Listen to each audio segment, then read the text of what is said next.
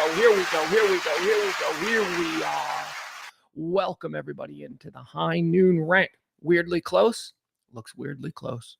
Camera looks weird. Chat room is not up properly. Ah, boy, here I wanted to start so smoothly. So pro. Wanted to be so pro, but... All right, folks, welcome in. It is the High Noon Rant. My name is Pugs Moran. I do this every Monday through Friday at 12 p.m. It is a stream of consciousness. That is no breaks, no stops, no nothing. Usually goes 2 hours, sometimes 3. Hell, it went 4 last week. Whatever's happening in the world, I'm going to tell you about it. And I'm just going to run through this list that I've compiled. Oh, I wake up early in the morning and I start going through everything. And I look for the shit, not necessarily that, you might hear elsewhere, but I look for the shit that goes, oh, I got stuff to say about that. And we compile a list. And it's, for the most part, I think it's the best of the headlines and the hot topics and all that stuff. Here's what we don't do. We don't do politics. I don't give a shit about what Trump is doing. I don't give a shit what Biden is doing. You people who do have plenty of other places to go. Okay? Go, non-divisive, non-political. And that's why this show, this kind of talk show.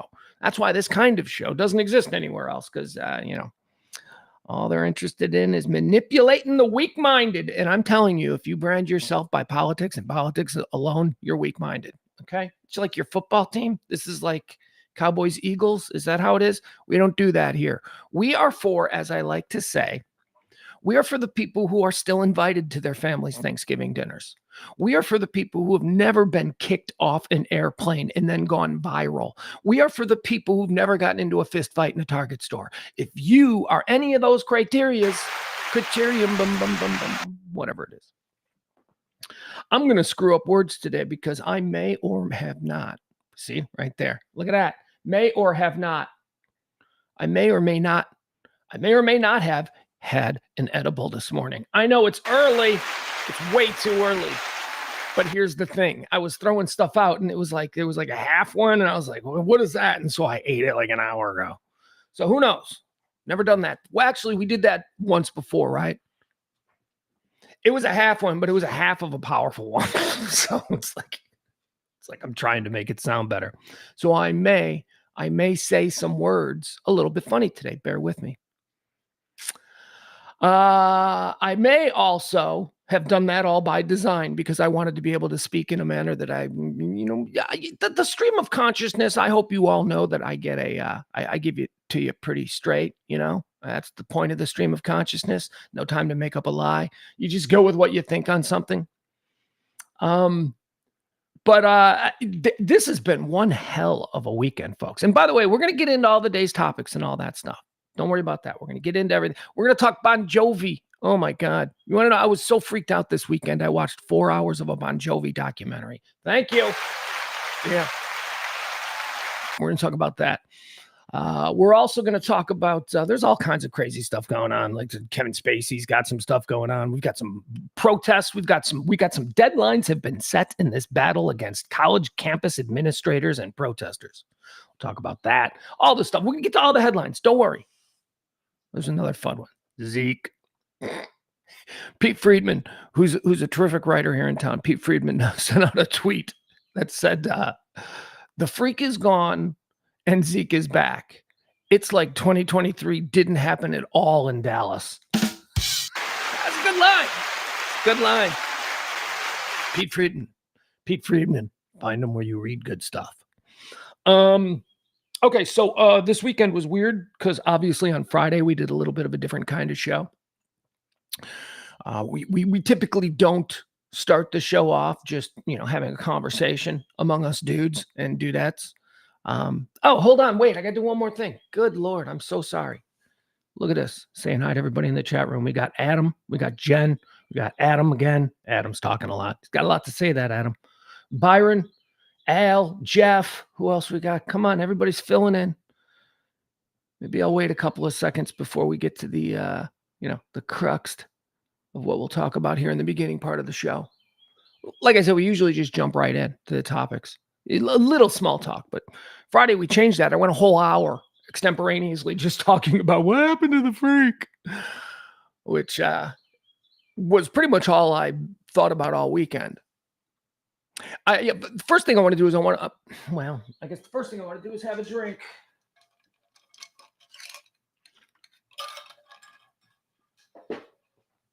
And don't worry, the edibles aren't kicking in. They kicked in 15 minutes before I signed on. I was like, whoa, here we go.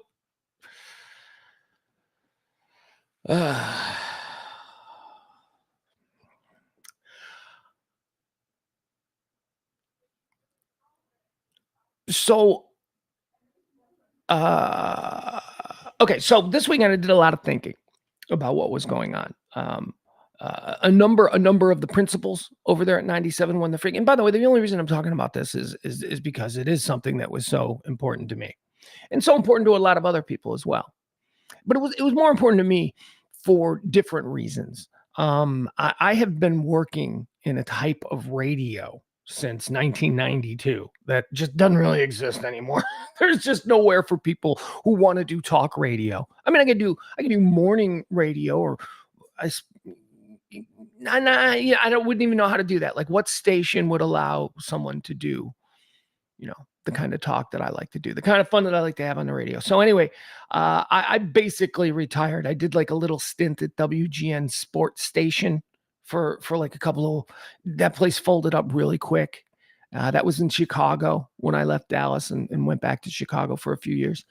But that was, I looked around and I went, nah, that's not it. Digital. It's all about digital. So, that's where my mind was at.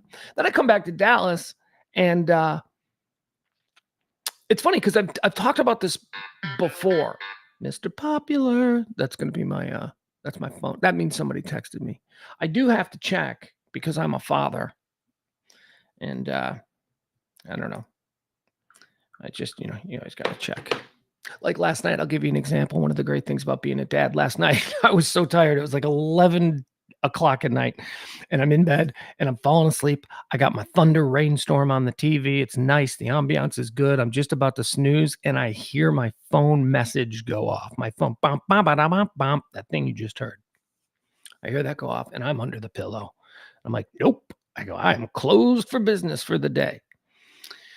And then I couldn't fall right back asleep because I'm like, well, wait a second. I go, I'm a parent. I'm a father. I should probably check all of them. I should probably wake up. And I did. I woke up. I leaned over. I grabbed the phone off the end table and I hit it. And it was my 14-year-old son. And he just said, I love you. Oh, that was it. And I was like, oh. And it was off to snooze town. But see, wasn't that nice? That was a nice thing. Oh, that sent me right to sleep. But I felt guilty. I did feel guilty. I'm like, see, that's why you got to check the texts. So this whole situation, whereas I was involved with the freak and I was not involved with the freak. I was very freak adjacent, as I like to say. But I think it all started after I'd been back for just a couple of weeks, months maybe. And I got a call from an old friend. And they inquired as to whether or not I would be interested in doing a nighttime shift.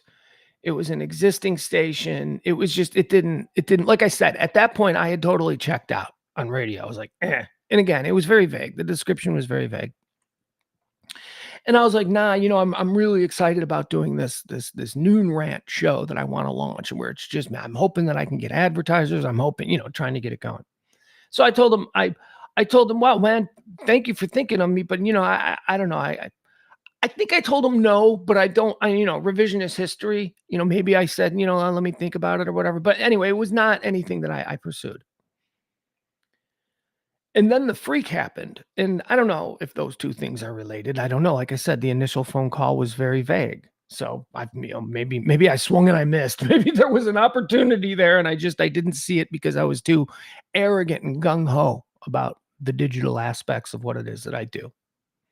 I'd been working with a consultant in Chicago for a number of years, just sort of not only working, but just learning what this pretty legendary guy, and a brilliant man, very polarizing in the radio business, but still. And so I had understood that there was an avenue for a certain kind of talk radio. And it just so happens that that's the kind of talk radio that I did, starting at the Loop in Chicago all the way through Live 105.3 here.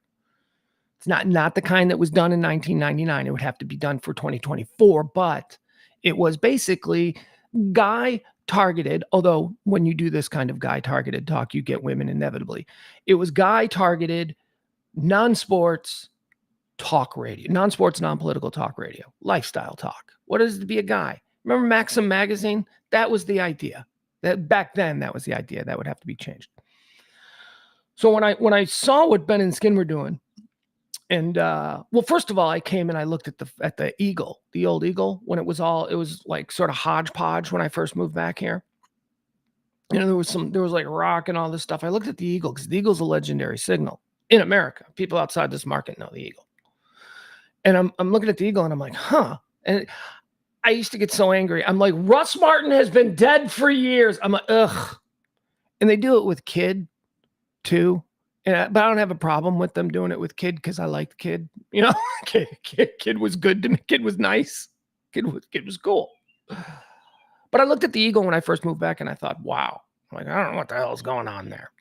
But I knew that Ben and Skin were doing something interesting. And I knew that at that time, what the remnants of the Russ Martin show, the Treehouse, Dan O'Malley, I thought what they were doing was interesting. So I'm like, okay, there's something there with this station.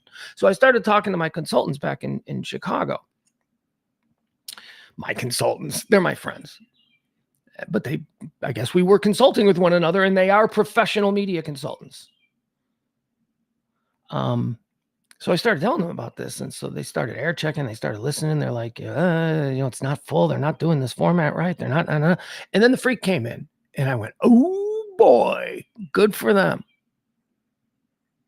Because although I didn't know Ben and Skin very well, I didn't know them very well, but I had always known them to be gentlemen. They seemed, they weren't the kind of radio people that I try to stay away from, which are the hey man, how you doing? That's I got no room for that. They seemed like, as we say in certain radio circles, they seem like our kinds of people. So I thought I had a lot of high hopes for it, and at that point, I started making it a point to introduce myself to those two guys, and just. I mean, they knew who I was because of, the Pugs and Kelly show and all that stuff. But again, we weren't close. And I started watching what they were doing. And I just, from the very beginning, I was a huge fan. And again, I can't say this enough. It wasn't that I necessarily saw myself as a host on the station, although the few opportunities that I was given to fill in, I loved. And there was a period of time when we tried to do this syndicated thing, and it was Saturday nights. We were just trying to create this syndicated thing, and that fell apart. That didn't have, for whatever reason, I won't say for whatever reason, but we thought that would have been good. That was the extent. That was mansplaining, if you guys remember. That was the extent of my real role there, other than being a fan, other than being somebody who listened every day and really liked some of the people. Well, wait, I shouldn't say it like that. That's the edible talking. It's not. But there were people I just didn't know. But some people I also didn't know. I wouldn't say our friends, they're peers, people hey man, how you doing? Maybe have a drink with, share a few words. But there were categories of those people who I didn't, who I also very much respected their talent. Let's put it that way. A lot of people there whose talent I respect, because they just do things that I can't. Hold on. I'll tell you one that I didn't know, just as an aside, because we're doing a stream of consciousness here. One that I didn't know was Jeff Kavanaugh. I didn't know him. I didn't, 105.3. Yeah, I got my history. So I didn't know him. So my first real introduction to him and his dry style and his just sniper wit, that was through the freak. And I went, oh, there's a thing here. Anyway, that's how I got to know him. But as far as like Mike Soroy, I was familiar with his stuff on the ticket. He was brilliant. I mean, I listened to the ticket from Chicago when I was living in Chicago. He's brilliant. Danny, I've always been a bit of a Danny goober. Just a big fan. Just can't believe how talented that guy is. So I was more of a fan of the station, I think, than anything else. And the reason that I bring all this up is a couple of things that I want to note that I had to think on over the weekend. Somebody made a joke on my Facebook page, and the joke was that I destroyed the freak. The joke was you fill in for 3 days and then the station gets blown up, right? I get it. I get the joke. It was funny. And I think I responded with the laughing emoji. And then, the thread, as these things do on social media, began to take on a life of its own. And there were people who didn't understand that that was a joke. And there were people that started saying like shit that I was deleting off my own damn Facebook page because I'm like, what the Not a lot, but a couple. And that freaked me out a little bit. I'm like, what? Really? First of all, fuck you. Fuck you, you dummy. Get out of here. And second of all, that was like, man, how could shit be so misconstrued? So I wanted to address that. There was no scheming. There was no behind the scenes. Oh, Pugs and Sybil are trying to. It wasn't that, man. I had a very limited relationship with absolutely everyone there, including the management, who, thank you for allowing me the opportunity to play. This was a great opportunity. We had fun. Sybil and I decided that we think we want to do that now, maybe. I don't know. We've never worked together before, but we felt like our chemistry was instant. Well, we've never worked together before in those roles. So, I don't know. We don't even have any tape of that. We got to. So, but all I can say is, thank you to management for allowing us that. But there was no scheme. There was no plan. I'll tell you what the plan was, because I had a couple of meetings, of course. They're not going to let you fill in morning drive in the 5th largest market without, having a cup of coffee with you. That's not going to happen. So, I had a couple of those and some phone conversations and some texts. Like, I would text ideas, but certainly directly to management, but certainly not like every day, 3 times a day. Text once every 3 weeks when I hear something that I think, or when I hear something I think really worked. Hey, that really worked. And those texts would go unanswered, or, just with a perfunctory, hey, thanks, man. That's fine. I was just trying to stay on the radar. That's all. And the reason for that is, as I said, not necessarily because I was looking for a role at that station, but because I wanted that format to work. I wanted these guys to succeed here so that we could then take that proof of concept and bring it to other markets. I had an emotional investment, although not an economic investment. I did not lose anything. I had an emotional investment in what that could be. That really kind of wrecked me this weekend. And then, you get this stuff like, yeah, they were probably trying to take the downloads job. Fuck you. I don't want to, what? First of all, that was my favorite show. I like those guys. To the extent of anything that I pitched, look, and this is just me looking at talk formats around the country. Okay, talk formats should have 4 3-hour shows, not 3 4-hour shows. Now, I think that the reason there were 3 4-hour shows at the Freak was economic, because there wasn't the capital to really do it properly. But that's the extent of what I said. I said, the morning show should be 6 to 9. You should have a mid-morning show 9 to noon. You should have a midday show noon to 3, and then an afternoon drive-through show 3 to 6. That way, you're about to. Look, I'm not going to bore you. I'm not going to bore you like this is a pitch meeting. But there are economic advantages to that.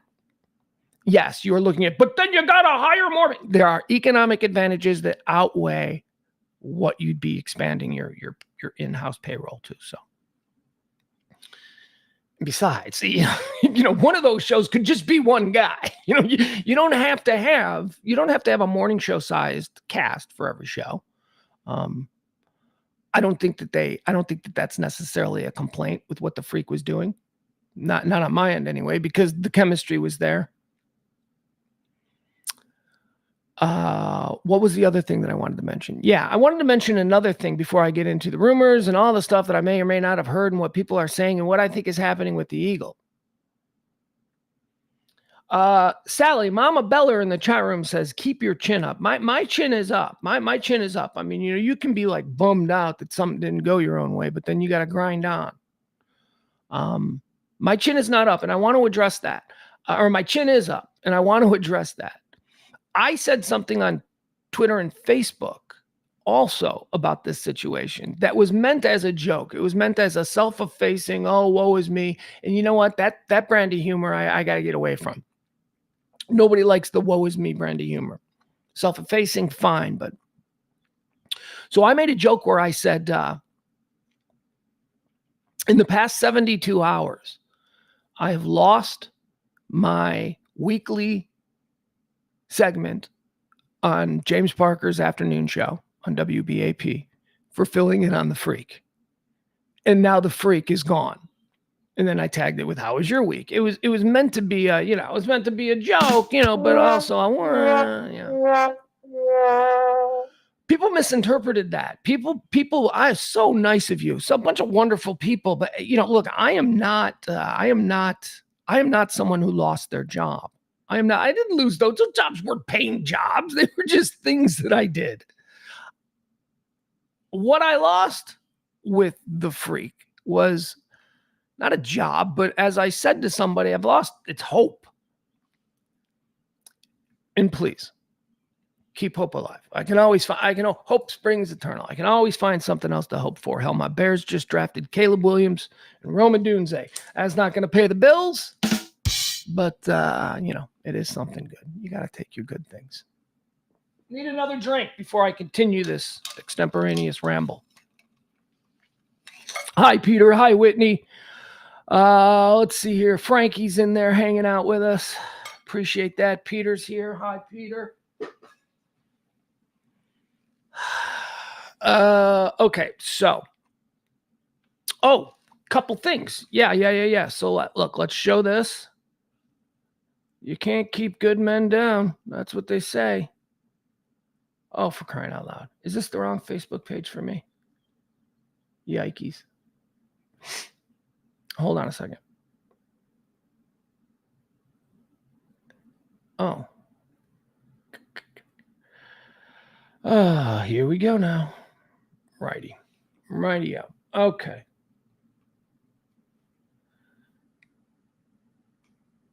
Far as updates from the crew, what is this? We got something. Okay, let me see if I can share this.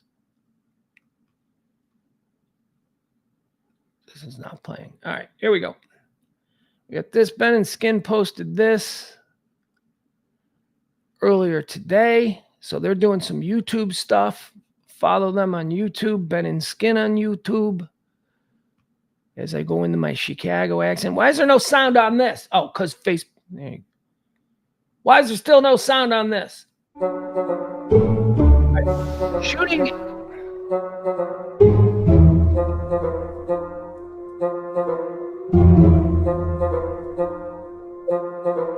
It's just music. It's not a message. It says, shooting a Ben and Skin YouTube video this afternoon. And then I can't. And something about just subscribe to them on YouTube. Okay. YouTube.com/Ben and Skin. YouTube.com/Ben and Skin. All right. That was a waste of time. Let's see. What else has people been saying? I should go over to that 97.1 The Freak group. That's what I'm going to do. Do that. Let's see. Because I think there's recently been a couple of messages from, I think Jeff Kavanaugh put a message up. Kevin Turner. Okay, look at that right there. 24 minutes ago. KT, Kevin Turner. X Factor Extraordinaire. He says, tonight at 7, it's Kevin at 7 on YouTube. So you're gonna follow Kevin at KT Fun Tweets, okay, on YouTube. KT Fun Tweets. It's got a lot to talk about. All right, what else? What else do we have here? I want to get to the thing that Jeff wrote. I thought it was pretty nice. And it was in his voice. If you like, with these people, that's the good thing about these people when you get to read them on social media. Now here's something that Ben and Skin had to say. Let's see what this is. Okay. It says, we are heartbroken that the station that we work so hard to help build is changing directions. We loved being a part of the Freak. The best part of the last 18 months was coming to work every day with some of our closest friends and our favorite DFW radio personalities. Nothing will top that. Although it was short-lived, it was far and away the most fun we've ever had in radio. We'll let you know the future of the Ben and Skin show as soon as we can. All right, so there's that. How did Jeff Kavanaugh's message get buried? There it is. Here we go. All right, I thought this was pretty nice, and I hear it in his voice. They don't have words that exist, although hawks do, that can express my gratitude for our little journey here. Thank you to each and every one of you that listened, that came to an event, that was touched in any way by the work we did at the Freak. Things didn't turn out the way he had planned or hoped, but it doesn't change that getting to meet you guys, have a blast with my friends, and make a few new ones, and go on a fun adventure happened. It happened, and I loved it. The folks at the Freak are smart and talented in all the things. I'd imagine everyone's going to be just fine, and I'd encourage you to just make sure you follow everyone on their socials and subscribe to YouTube pages so that as everyone figures out what's next, you'll be in the loop. Thank you, guys. Remember, you have no idea what anyone's going through, so be cool to everyone. I love you. Be easy. That's the message from Jeff Kavanaugh. Also, another thing that we got to prepare ourselves for, keeping the band together is one thing, and it's a lovely sentiment, and I'm sure that everybody would love to do that, but these are all professionals. These are all people with children and wives and families and mortgages and all that kind of thing. And if they have opportunities to do something else, that is a decision that only they can make. And you don't have any right to stand in judgment because your little feelings got hurt because you don't get to have what you wanted. So stop it. So just leave these people alone. That's another thing that really pissed me off. I mean, there are people like, I saw other Dallas radio professionals there weren't too many hard shots, like straight on shots, but just bullshit shots. Like, my God, you've been through the ringer yourself. And this is how you come out the other side. You come out the other side almost doing a victory dance for somebody else having a bad situation. Come on. Really shitty. Couldn't believe it. I was shocked by one person in particular. I thought, holy crap, I thought you were one of the good ones. And you're taking shots at people who lost their jobs? I don't think anybody likes firing anybody either. So it's like, that's the other, you hear a lot of the management stuff, there's no mileage in defending management. But I don't know. I don't know what the problem. I don't know what happened with the Freak. Here's what I do know. I do know that the Freak 97.1 officially became the Eagle today at 10 a.m. They gave us an indication of what their music format is. There was some thought, certainly among us radio people, wondering what kind of rock it was going to be. There are a number of rock formats. Not all are represented here in Dallas. I think Chicago has a really good rock format. It's also an iHeart station that's 95.5, The Rock. This one here in Dallas seems significantly harder than that one. Like, I don't think you're going to hear any, Journey or Tom Petty on on this one, which I guess is the brand of the Eagle. So they decided that that's the format. It's a harder edged. It's hard on the rock spectrum of possible formats. Doesn't exist. I mean, I don't really know. I think they've had success. I think the company has had success with that in other markets. I think it might be kind of what WRIF Riff has been able to do, or is it MRR? I'm not sure which one that was. Riff is in Washington, right? And RRR is Cleveland, I think. I don't know, whatever. But those are pretty hard. So, I guess they've determined that there is a larger audience for that in the market than there is talk. I don't believe it'll be more lucrative.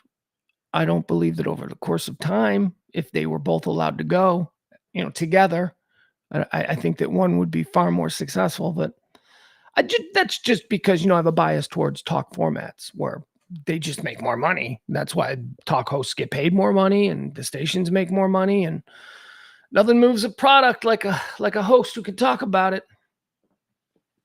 Ugh. All right. Frank Smith says 97.1 The Eagle is a heritage station in Dallas. Peter Lufkin says it's no different than the rest of the playlist on radio. It is drastically different. Yes, it is. I just told you there are very few of these hard rock stations. It's drastically different. There is no other station in the market like what the Eagle appears to be doing. So, I mean, Peter, if you're just upset about radio in general, and that's the kind of statement that funnels out, I get that, but it's just not true. I mean, it's just not true. The playlist that they're going to be playing here is not a playlist that is already in action. Now, I will say this. I thought this was funny. There will certainly be songs, transcendent songs from time to time that you hear on the Eagle that you'll also hear on Jack FM. Is that still a thing? I don't even know. I'll give you an example. Crazy Train. Like Crazy Train will probably be a staple of this format because I think it embodies exactly the target demo that you're going after. But you'll also hear Crazy Train on Jack. So, I mean, there's that. That is true. Frank says, I listened to Kid Craddock and Russ Martin in high school on the Eagle. Yeah, I mean, the station's got a great history. I don't know who the jocks are. I can tell you I've done some snooping around, and it looks like my old friend Chaz from the 105.3 days is involved in some way, although he hasn't reached out to tell me if he is or not. But I am just putting on my little detective's cap based on what I've seen people put on Facebook. I think it was Wednesday night, or maybe even Thursday night. I think it was probably Wednesday night. I forwarded something that Chaz had written about being involved in a new hard rock radio project here in Dallas. I forwarded it because that was very interesting. I really didn't think it was the Eagle. I was shocked on Friday. I really didn't think that those two things had anything. I mean, there are stations to be had and there are formats flipping all over. Radio is very volatile right now. I mean, any station can flip to anything at any minute. So I really didn't think that the two things were connected. I started to on Friday. On Friday I did. Oh yeah. On Friday I went, oh yeah, okay, now I see it. I guess maybe that's the station, and that would make sense with the branding and the history of the Eagle and all that. I don't know what role Chaz has. Hell, Chaz might even be in the chat room. I don't know. I don't know what role he has. But he's a great local radio guy. I mean, I know him as both a host, a front man of a rock band, and a really good promotions director. So I don't know what his role is. So I don't know if he's got an on-air role. I hope the best for Chaz. Chaz is a good guy. Again, he's not the enemy because now he's got a job and the station we loved is gone. He's not. None of these people are. Okay, so here's an interesting one. Keith Kramer of Kramer and Twitch. Remember Kramer and Twitch? Were they on the, I thought they were on the Edge, but maybe they were on the Eagle. I don't know. Those stations were, when I first moved down to Dallas from Chicago, and I was investigating the local radio, I remember the Eagle and the Edge were very similar. I'm like, these two stations, there's very little separation here.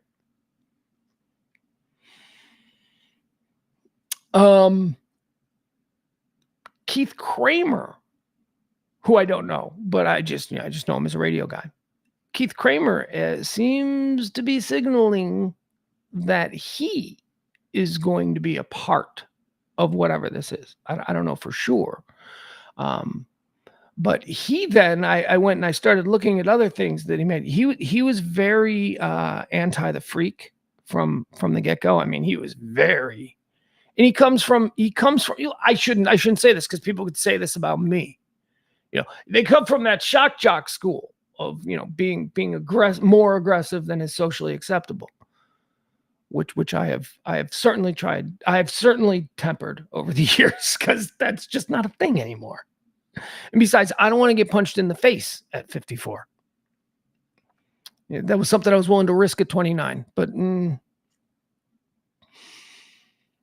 So Keith Kramer of Kramer and Twitch fame here in the market, he sounds to me like somebody who is talking to them. I'll give you some examples. Well, here, we'll show you his page. We'll go through it.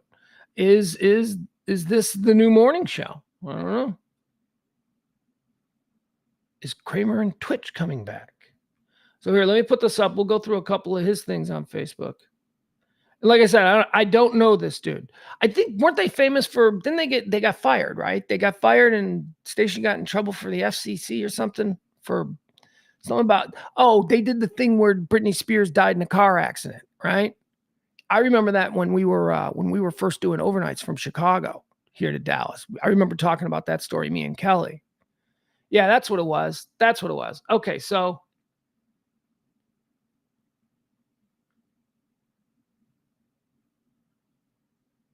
all right, so here, let's see here. This is something very recent that he just posted. Well, actually, we'll show the other things that made me think that he's doing something here. All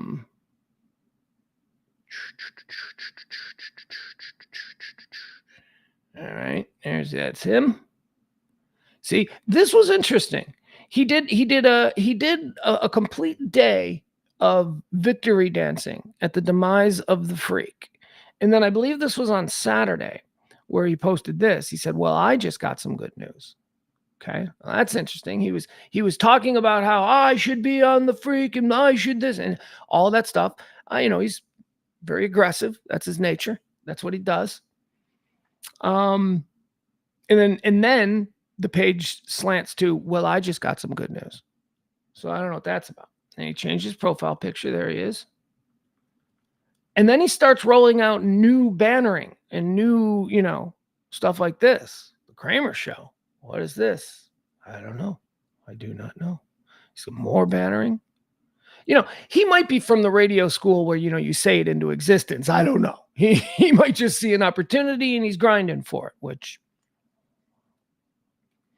And then he posted this, which I thought was kind of in bad taste. This is another, this is a radio guy seemingly taking joy in the demise of others, which I don't know why you need to put that out.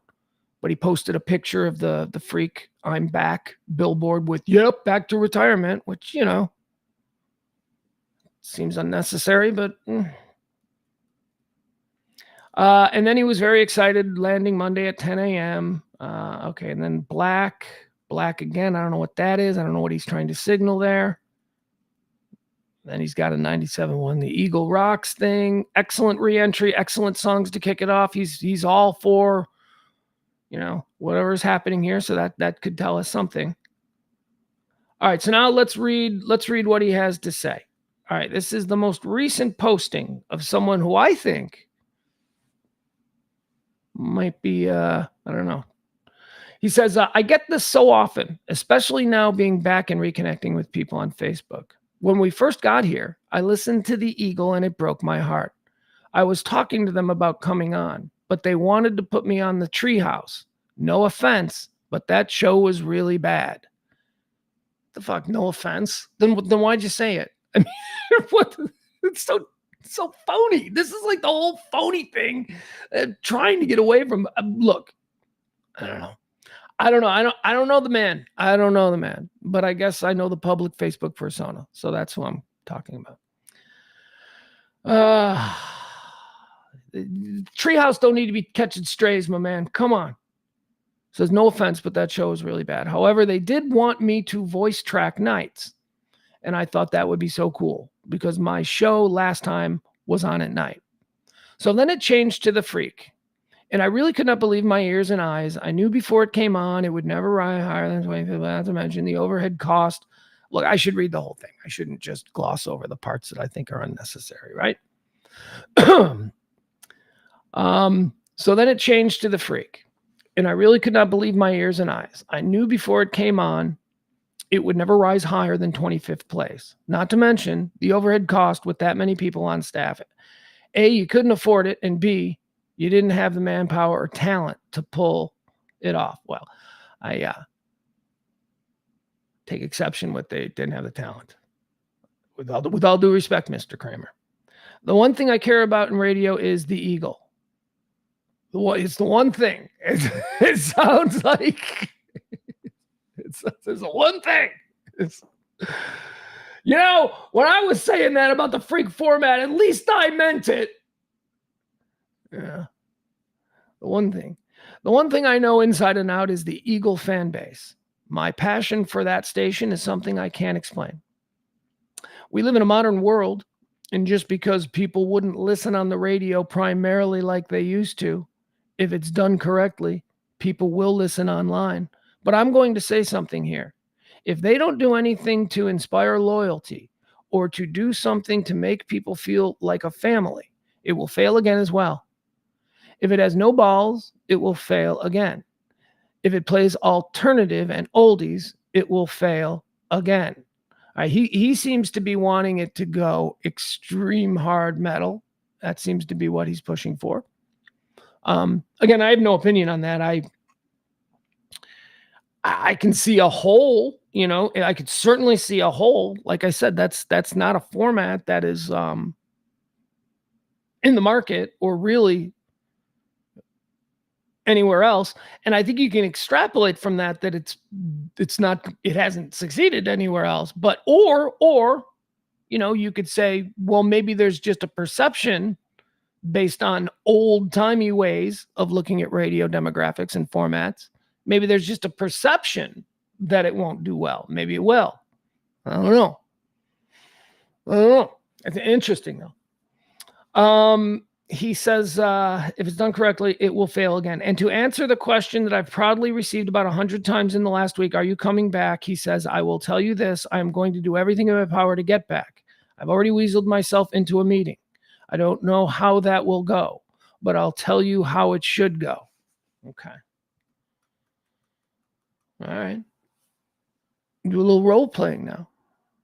He says, all right, so him will be, I don't know. I don't know who's there. Him will be who's ever there. Him. Hey, man, how is everything? Me. Awesome, brother. I'm doing him. I don't know what it sounds like, but I think, awesome, brother. I just imagine that it's like a pro wrestling meets heavy metal kind of a vibe. Awesome, brother. Bubba the Love Sponge from like 97. Him. So do you want the morning show? Me. Fuck yeah. Send me the contract and start date. See you then, bro. Him. What about the money? Me. I don't care. Send me the contract. All right, man. This guy who wants it. Good for him. He wants it. He's going after it. Stay consistent on this. Don't be hating on this dude. This dude, if he gets it, you're gonna do the morning show. Give it a chance if you're so inclined. I mean, I get that. I get what he's doing. It's not me. That's not how I operate. That's more. What you want? Okay, here's how it would go with me. All right, him, the guy. Hey, man, how is everything? Me. Oh, dude, do you have time? And then we'll talk for like an hour about all the shit that's going on in my life. And then I'll be like, thanks for coming in. And we'll be in touch. Him. So do you want the morning show? Me. Fuck yeah. Send me the contract and the start date, man. All right. I get that. That might be. See, now I come from a different school. I would probably keep that in my mind, even if I was thinking it. I would probably keep that in mind just for negotiation. They just, they don't. Well, look, hey, he wants it. He wants it for whatever reason. Good for him. And again, don't hate. Don't hate him. There you go. All right. So that's what I had put together. I think that he's definitely somebody who that's Keith Kramer, formerly of Kramer and Twitch. The other question is, well, what about you and Sybil Pugs? They're not good. No, I appreciate it. If you thought that what Sybil and I were doing was good. Well, thank you, because we did too. And I now have to try and figure out a way to get a tape of that or something or whatever it is that we did. So I don't know how that is going to work, but we also do, and we think that we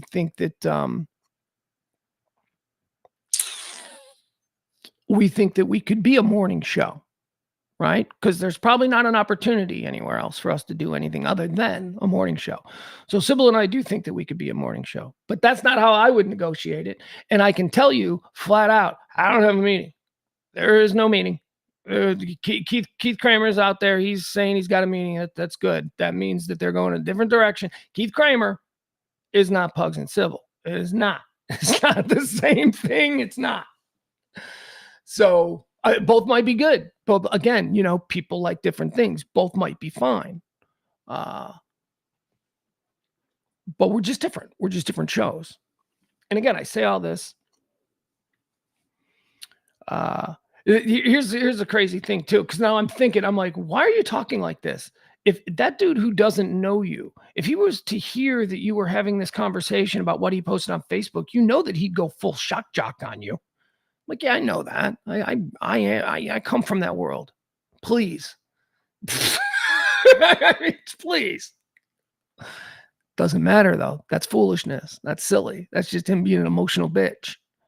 In the hypothetical that I've created, he's not. I'm not calling him that. I'm just saying. So not really concerned about that. Not really concerned about getting into a flame war with. God, how sad would that be? Hey, who's the loser that would tell that story? Hey, did you hear about the guy from Pugs and Kelly who's in the flame war with the dude from Kramer and Twitch? Yeah.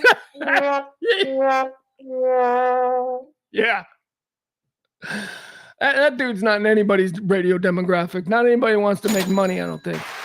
That's a weird. But yeah, so that was the other question. What about you and Sybil? Yeah, well, what about us? We definitely think that we could be a good morning show in this town. Certainly after that. And I appreciate the opportunity that they gave us. I actually think that we could do more than mornings, but like I said, that's not really the option for what we would do. Where else would team middays on a station that plays 15 songs an hour? I don't think there's any justification for that salary base, right? That's ridiculous. So there you go. That's that with that. Trying to think if there's anything else that I want to mention. Let me go through the chat a little bit and see what people are saying in the chat room.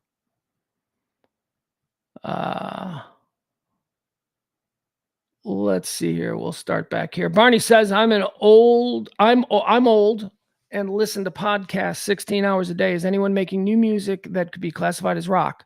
All I hear is pop and R&B. Poppy. I'm trying to think, like, is there a band that I think is good that's new, and they're not even new.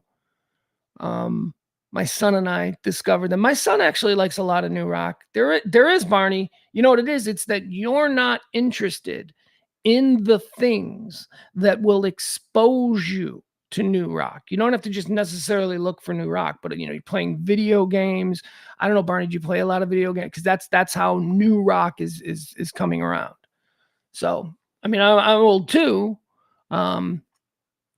But I got a 14-year-old who I'm lucky that he likes rock. So I am a little bit up to speed on some new stuff. What else do we have here?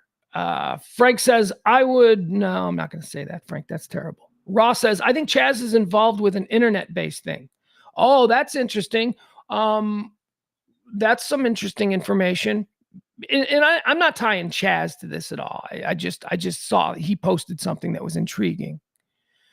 So, but Ross, who knows Chaz a little bit, Ross, well, more than a little bit. Ross says, I think Chaz is involved with an internet thing. Peter Lufkin says, it sounds like What the Edge was. Does it? Does it sound like What the Edge was? Wasn't the Edge a little more alternative? I am getting the impression that what the Eagle is you're more likely to hear Motorhead than Soundgarden.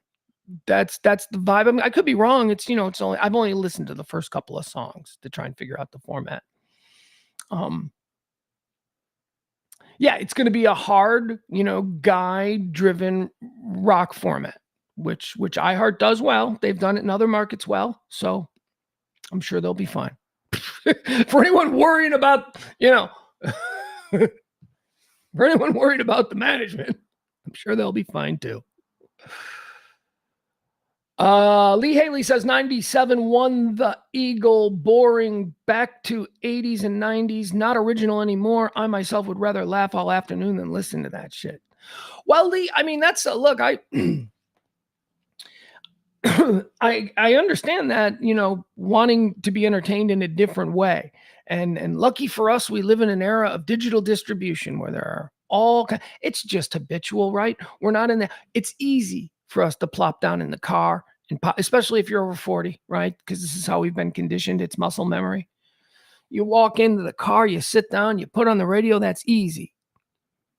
I can tell you as somebody who's neck deep in digital content creation, I don't do that. And I don't remember that I can listen to anything in the car. And it's a different habit to get into. Young people are in that habit. Young people, man, my kid gets in the car and it's headphones. It's his beats up. There are no conversations in the car anymore with a 14-year-old. They get in, they sit down. It's like they're getting in a cockpit. They put their headphones on and boom, they're into their thing. They're watching whatever it was that they were watching before they got into the car. Their life isn't interrupted at all. Endless. So that generation knows it. The problem for people like me is that I appeal naturally to a demographic of people who are not 14 years old. So I'm using the means of distribution that would be very successful with 14-year-olds. But I'm targeting people who are, we're all getting into this slowly. We're all figuring it out as we go. What else do we have here? Leslie says, I was bummed when we lost our rock station. But honestly, I haven't missed it. I can listen to Sirius or Spotify. Yeah, that's the other thing about radio. Why I think radio, and all right, so let me put on my radio doorcat for a minute here. I think that the reason I'm not shrugging off the idea of what would have been considered a micro target of a heavy metal format or a hard rock metal-ish format, the reason I'm not writing that off in 2024 is because we've had to change the way we look at formats and what is considered a success. Small micro genres, subgenres of rock and roll. That's how you get it. You can get everybody there. And before you know it, you've got, you're not cuming the way cum is a cumulative audience. You're not cuming the way that you did in 1999, 2005, whatever, even 2010. You're not cuming that way, but you are getting all of a very specific group of people. And when you have that, then you can start targeting ads. And that's how you make money. Hyper-targeted ads to a very specific genre of people. If you can get them all, you will find advertisers that want to reach them. So that's why I could see this metal format working. Because my first thought is, are there that many people? Is it that many people? I mean, a lot of people like rock, but now we start breaking off into genres. Are there that many people? And you might say, no, there's not. There's not as many people as say that want to listen to pop hits, and there's not as many people as say who want to listen to country music or any of the subgenres of country music. But there are enough people to make a radio station about $10 million a year. And in this day and age, sadly, that number is good. That wasn't a good number back when I was in radio, but it's a good number now. And, you can have a thriving business. So we'll see. Peter says, I support community radio. I support any radio that'll give me a job. Adam says, to be fair, the tree. Okay, we don't need nobody needs to be catching strays in my chat room. Ross says, Kramer and Twitch was lame. They were like a couple regional wrestlers. I don't know that they were a name that crossed my path. I knew who they were. They weren't here long. I mean, as far as my knowledge goes, because I wasn't here long. I had just gotten here. So it seemed like they had departed the market relatively soon after Kelly and my arrival. I don't know. They probably hated us. I don't know. They probably took shots at us. For what reason, I would not know. I think they were a nighttime show, right? But they did the Britney Spears thing, and then they got run out. And then, didn't really hear anything from him. He bounced around. I guess I looked at his thing. He's a road warrior. He's worked at all the stations. He's done all the hard work. He's that guy. He's a pro. Talking about the Keith Kramer guy. Let's see here. What else do we have? Patrick says, I haven't listened to music on the radio in 10 years. Yeah, I don't really listen. If I am in, I'm going to be a homer again. If I am in Chicago, I will listen to WXRT the entire time I'm there. Because it's the only radio station that I know of in America that is truly still at this point. You're listening for the music jocks. You're listening for what the music jocks want to play today. XRT, well, I shouldn't say that about XRT completely because that's not how it is anymore. It used to be like that. It used to be a major rock station in America where these cool-ass DJs who were the coolest guys in the room would play the coolest music. And now even XRT has gotten a little bit corporatized. But I'll tell you this, it's still the best sounding rock station in America, 93 XRT. It's crazy. It's crazy the music mix you get. It's like Imagine Dragons into Lou Reed. It's just cool. It's just a cool station. And that station has been able to succeed doing exactly what I'm saying we're going to see music stations now do in America. That station has succeeded for 30 years. By just going after the people who were the coolest people, the artists, the people who were at the clubs, the people who were making the music, and most importantly, the people who wanted to be like them. That's what XRT has been doing for 50 years, maybe. I don't know, more than that, and succeeding. Now that's what more radio stations are doing. They're going, let's hyper target. So that's what I think the Freak is going to be. Freak is going to be hyper targeting, probably a hard rock metal demographic. And at this point, that's an aging demographic. So there's a lot of advertising opportunities, a lot of knee replacement doctors, a lot of stuff like that. Walgreens pharmacies, because that is a genre, I think, that is going to appeal to 40 plus male. And it's probably going to have a lot of 50 males, which is, that's, please, baby, take that number. Oh, no, why do I keep doing that wrong? Yeah, that's the number. 50-something male. Remember, it used to be you lost interest in men at 54 years old. The big prime demo was 25, 54, but there aren't no 25-year-olds listening to radio anymore, and there are a whole lot of 64s, so we've kind of moved that up a little bit now. Rob Barr says, I wish XRT streamed. Doesn't it? Why doesn't XRT stream? I thought for sure XRT streamed. I mean, I like the fully organic experience of landing at Midway and then getting in a car and turning on XRT to hear what's the first song going to be. First song you hear back, it's always cool. So it's because it's always a cool song, and it dictates the little game I play, dictates how the trip is going to go. If it's something upbeat, something fun. Peter says modern radio isn't targeted to young people, at least not in Dallas. I'm sorry, no, Ross answers Peter. He says modern radio isn't targeted to young people. It's not targeted to young people at all. The only young people that are being directly targeted are probably babies in the back seat of their mom's SUV. That's probably the youngest people. Like the pop stations where you hear, I don't know, Harry Styles and all that. That shit ain't targeted to 12-year-olds. It's targeted to their moms. It's soccer mom music. And 30-year-old soccer moms like the latest music still. So no, radio doesn't target kids. They almost never did to begin with. Certainly nobody under 12 was ever considered anything. 18 was pretty much all they're interested in, 18 and above. But simply because kids do not listen to radio anymore, there is no reason to be targeting kids. Who's targeted most heavily? Me.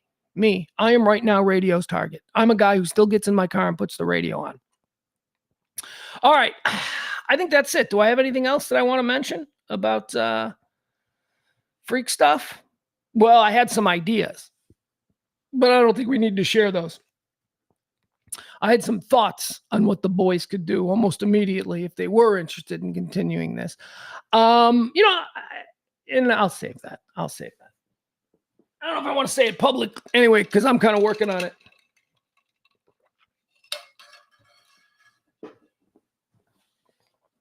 And when I say I'm kind of working on it, it means I Googled something about it today and I'm like, oh, I need to follow up on that.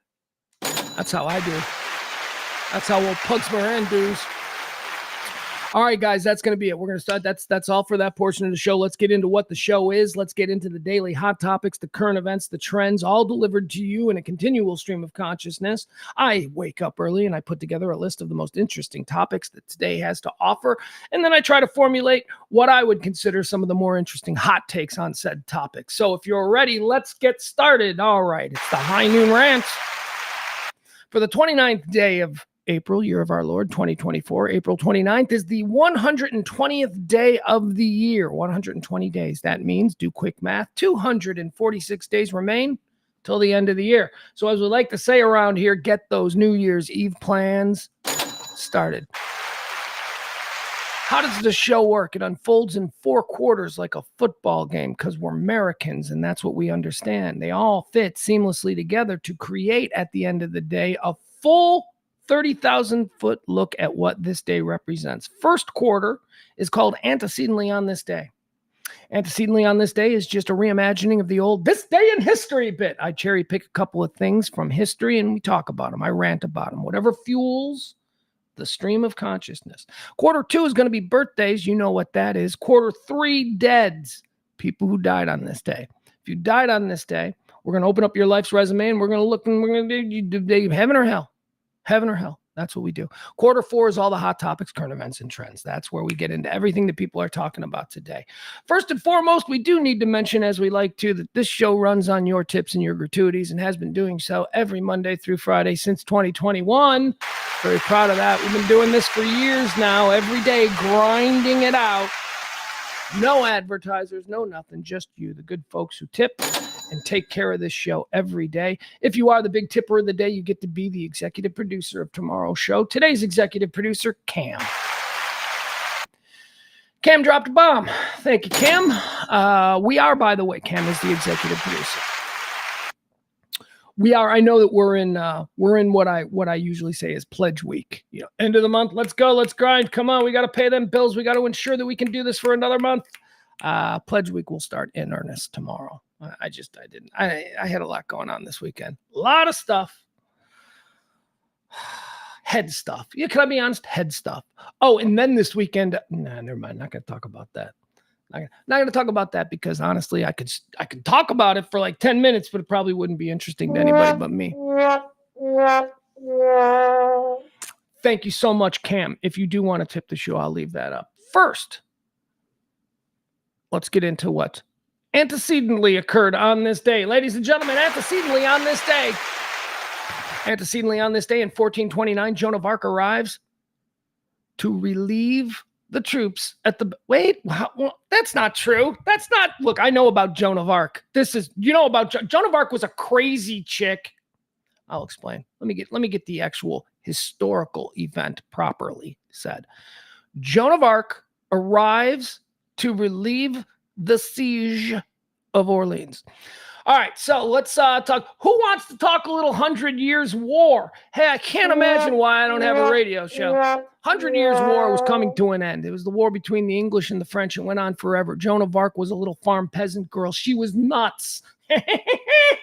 She was nuts. Everybody in the village knew that she was nuts. But one day, somebody important to the king or something, the king's court, he was traveling through town, and she ran up to him, and she said something crazy. And she's like religious crazy. She's like, Jesus talks to me, all that stuff. Now, she just so happened in this moment in time, we talk about butterfly effect and how things just, one little thing affect the entire course of history. She just happened to run up to a dude who was in the king's court, who was also and had influence. So this little girl who should have just been brushed away, like, that chick's crazy. This little girl who should have just been brushed away was instead embraced by somebody who had counsel in the king's court. If for some weird reason he just took her or hung out with her and decided that she was prophet, some warrior queen. So he goes back, and by the way, I have to tell you, the French king at this point been getting his ass handed to him for a long time. The English are really about to just take control of this whole 100 Years' War thing. So the French king is a little bit panicked, and he also might have been a little, just a little, not to the full extent that Joan was, but he was a little bit nuts too. So he's at his wit's end. He doesn't know what to do. He's about to lose everything. And they convince him that this 16-year-old girl has somehow been sent by God to lead his army against the British. And the king at this point goes, whatever, man, as his wife is packing. They're like, let's get out of here. He's like, whatever, send the girl in. Now, what was happening with the English was that this war was basically over, okay? The English had conquered all of these parts of France, and as I said, the king was panicking, and he was on his way out. And so the Brits, they, relieved all of their soldiers. They were all gone. Just one little contingent was left guarding the city of Orleans, left during the siege. And that's exactly when Joan showed up. And Joan showed up, and she's like, I'm the little girl that the crazy king thinks is, it was like that. And she led this full-blown French army into the siege that was defended at this point by 10 guys. Now, nobody knew that story, but the legend of the 16-year-old girl who's been touched by God ran through the countryside, and now she's a damn queen, a saint. Saint Joan of Arc. That's how she became a saint. Now, here's what happened. After that battle, there was another battle. And in this battle, they were all like, we can't lose behind her. And they went into war behind her, and they got slaughtered because they were following a 16-year-old crazy girl. And that's how Joan of Arc got captured and martyred, and now she's a saint. But don't get it twisted. That was just a weird confluence of crazy people coming together and going, let's follow the 16-year-old. Yes, the legend of the Battle of Orleans, which occurred on this day in 1429, did ring through the ages, but it wasn't true. And it certainly wasn't the way it was presented. And we found that out in the very next battle when Joan got her ass handed to her and got captured by the Brits. Antecedently on this day. Thank you. Oh, don't get me started on Joan of Arc. Ugh.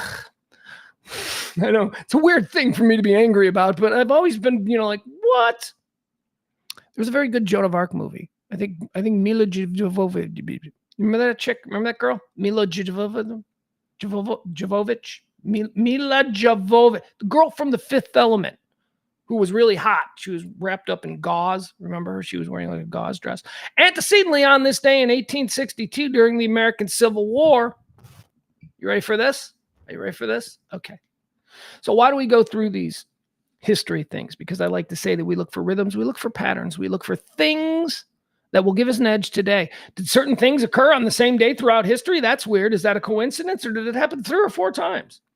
We can disregard things like weather events, hurricanes, because those things always tend to happen around the same time. But there are other things that happen that you go, that's weird. We just told you about the battle at the siege of Orleans. The rise of Joan of Arc on this day in 1429. On this day in 1862, the capture of New Orleans by Union forces under David Farragut. Coincidence? Huh? Yeah, probably. That one, probably. Here's our takeaway. Here's our edge that we found from this. Orleans is a thing. So, I don't know. Orleans have any sports teams playing right now? Pelicans aren't. What's happening with I don't know. Anyway, I would say take the Pelicans, but I don't know if they're playing tonight. I don't think, right? Oh God, moving on.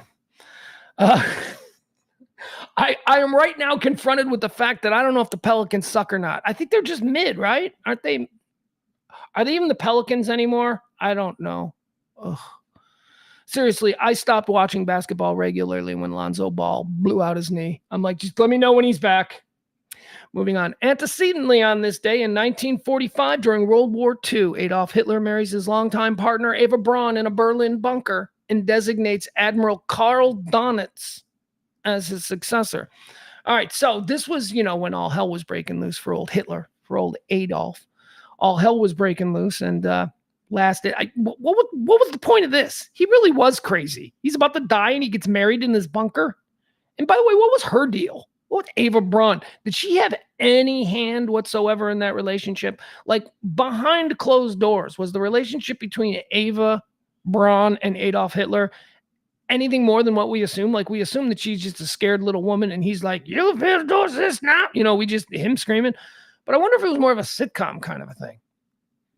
Like I wonder if it was like a Lucy and Ricky thing going on where like Ava Braun was always trying to take me to the Reichstag, like, all right, moving on.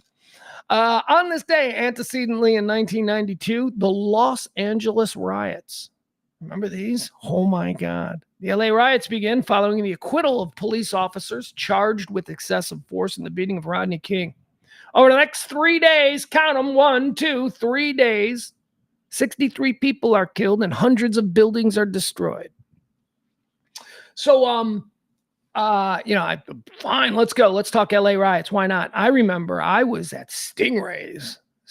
I was on, I want to say Pulaski. I don't know where Stingrays is. Pulaski, is that Mount Greenwood? I don't know. I was there. I was booking a band. I had a meeting with a guy who ran Stingrays.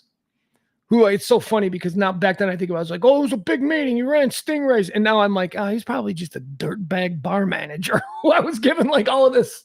Oh, he's important. But I was waiting for him. He was late. He was late for the meeting. So I was sitting at the bar at Stingrays Rock Club, south side of Chicago. So I'm sitting at the bar at Stingrays and I'm watching on TV. I'm watching these Reginald Denny get his head beat in. Remember that? Reginald Denny was the trucker who got pulled out of the truck and then they just started wilding on him. Oh. So the LA riots, this was because the police were acquitted, which I still can't believe. But we saw it. I mean, but that's not what happened. Every one of those cops, all 7 of those cops went back to their desks at work and they filled out a police report. Not one of them mentioned anything about what we saw. Not one of them. There's no mention.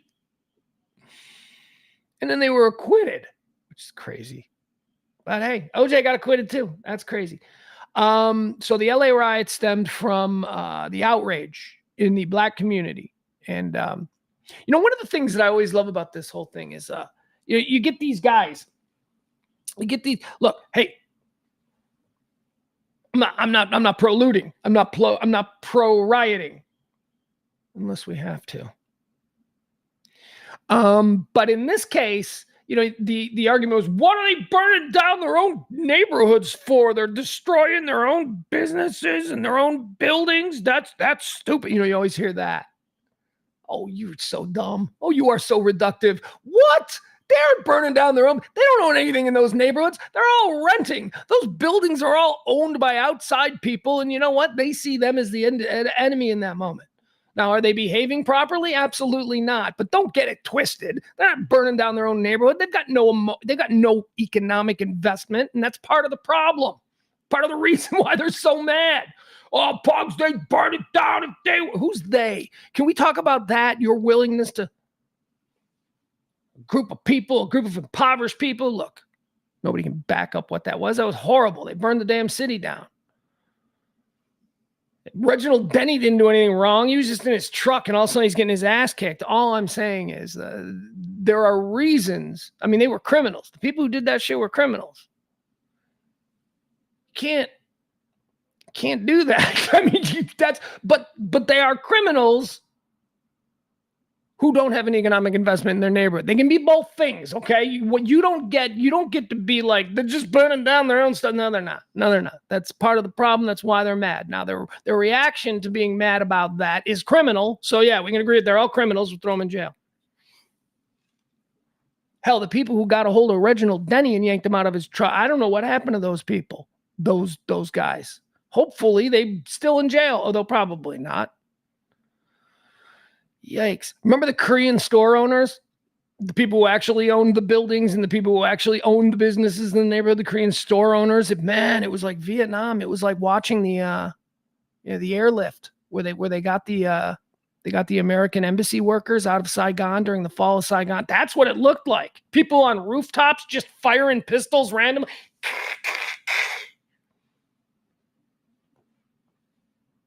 You know, I mean, it was wild.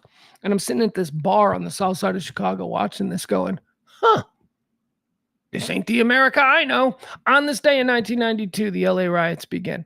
On this day in 2011, oh, remember when we all tuned in and watched this? I didn't. I could care less. The wedding of Prince William and Catherine Middleton. That was on this day in 2011.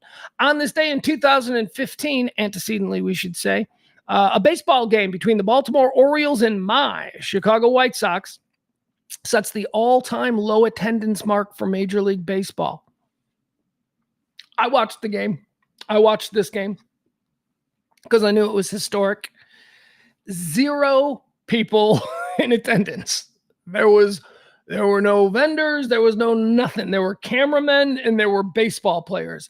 That was it. That was on this day in 2015. Why? The Baltimore riots had broken out that afternoon, like in front of the baseball stadium. And so they were not going to bring, I don't know what the Orioles were drawing back then, but they weren't going to bring thousands of people down. And so they said, nope, game is not canceled. The players will play inside the building with a police presence. It was wild. It was wild watching that game. And we all went, oh, isn't this silly? And then just little did we know, a couple of years later, we'd have full-on COVID seasons of all of our favorite sports with cutout images of fans. Remember that? Remember some places did that during COVID? Anyway, it was on this day in 2015. All right, that's going to do it. That's antecedently on this day. Let's do some birthdays. One. They claim it's their birthday. Yes, they do. Born on this day, 1933. 1933? Yeah, 1933. The epitome, the soul of Texas. Cool. Happy birthday to Mr. Willie Nelson. Willie Nelson's celebrating a birthday today. Born on this day in 1938. He can go to hell. Bernie Madoff. We're not doing deads, but he's in hell. Bernie Madoff, American businessman, fiancé, and convicted felon. Born on this day in 1951. How about Dale Earnhardt? Dale Earnhardt Jr. No, Dale Earnhardt Jr. is the one that's still alive. Dale Earnhardt, old bolts and rubber. I don't know what was his nickname. The Eliminator. That's what it was. Thank you. I can't believe I couldn't think of Dale's nickname. Dale Earnhardt Jr., born on this day, 1951. Born on this day, 1954, a guy we're going to talk about in trending topics because he's trending for some hot takes of his own. Ladies and gentlemen, Jerry Seinfeld. Happy birthday to him. Barney Styles says, Rooftop Koreans. Doesn't that sound like a great name for a punk band? Isn't that? We got to do that. That's great. Man, hey, did you hear that new band, Rooftop Koreans? That's too good. That's too good. Let's see here. Sorry, I'm just trying to look. D. Vega, is he talking about the Pelicans? Did I get that wrong? Are the Pelicans actually still relevant? Are they still doing something? But D. Vega does mention Charles Barkley over the weekend, said that he slurred Galveston. Was it the Pelicans that are going to Cancun? Maybe. I don't know. I've sold it. That is like the least relevant team in the NBA. I don't know anything about the Pelicans. Other than they squandered Lonzo and the big unibrow. What's his name? Anthony. What's his name? It doesn't matter. Chicago kid, South Side. Why can't I think of his name? Doesn't matter. We're moving on. Also born on this day, 1970, Uma Thurman. Uma Thurman celebrating a birthday. We're going to talk about Seinfeld coming up. Don't worry. We'll get more into him. Uma Thurman celebrating a birthday today. What's up, thoughts on Uma? Do we have an Uma consensus? I love that chick. Oh God, I think she's just so beautiful. So beautiful in a weird way. You know why she's so beautiful to me? Because there's something broken about her. I can look at her, like, first of all, aesthetically, like she's got all the building blocks. She's like 6 foot tall, blonde, thin, right? Nice body, great natural breasts, right? Her body's fantastic. So she's got all that. But then you get to the Uma Thurman face and you're like, okay, I like it. What's going on here? We're drifting. We're getting a little strange. Okay, now we're back to being good again. There's something about her face that is just not classically beautiful. Maybe her nose is a little too big. I don't know what it is, but somehow it all works for me. I think Uma Thurman is one of the most beautiful women on the planet. It all works for me. Uma Thurman, happy birthday, born on this day in 1970. What's she look like now? Yeah, we got to do that thing. What's Uma Thurman look like now? Let's see. All right, so this is what, 2024? Okay, let's look at Uma Thurman 2024. Let's see. See what we're dealing with.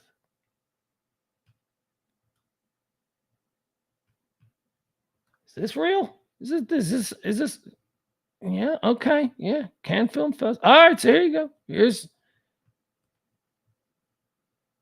she is. Uma Thurman. She's 54 years old. She still looks good. She's still a beautiful woman.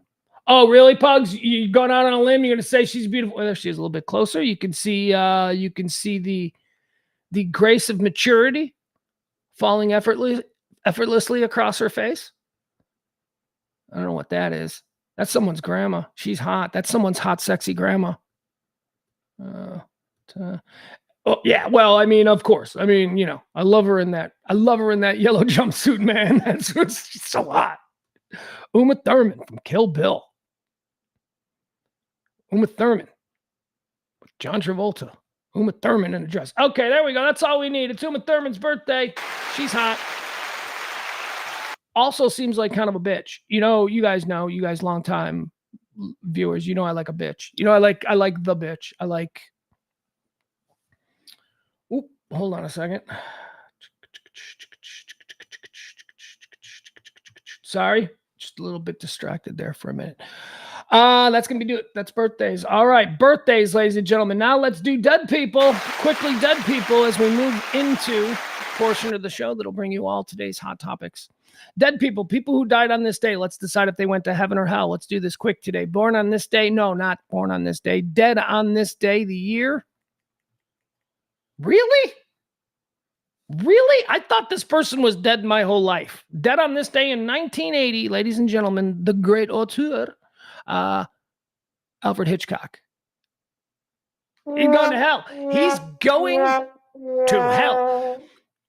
Did you ever hear, or did you ever see that movie? He was mean. Alfred Hitchcock is a genius. I always tell you, folks, you got to get into the practice of separating the art from the artist. Because if you don't separate the artist out of the art that you enjoy, you're never going to enjoy the art.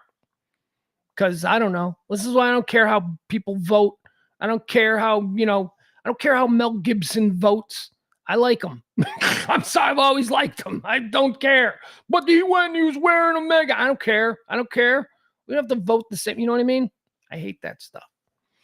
But Alfred Hitchcock was a bad guy. He was mean.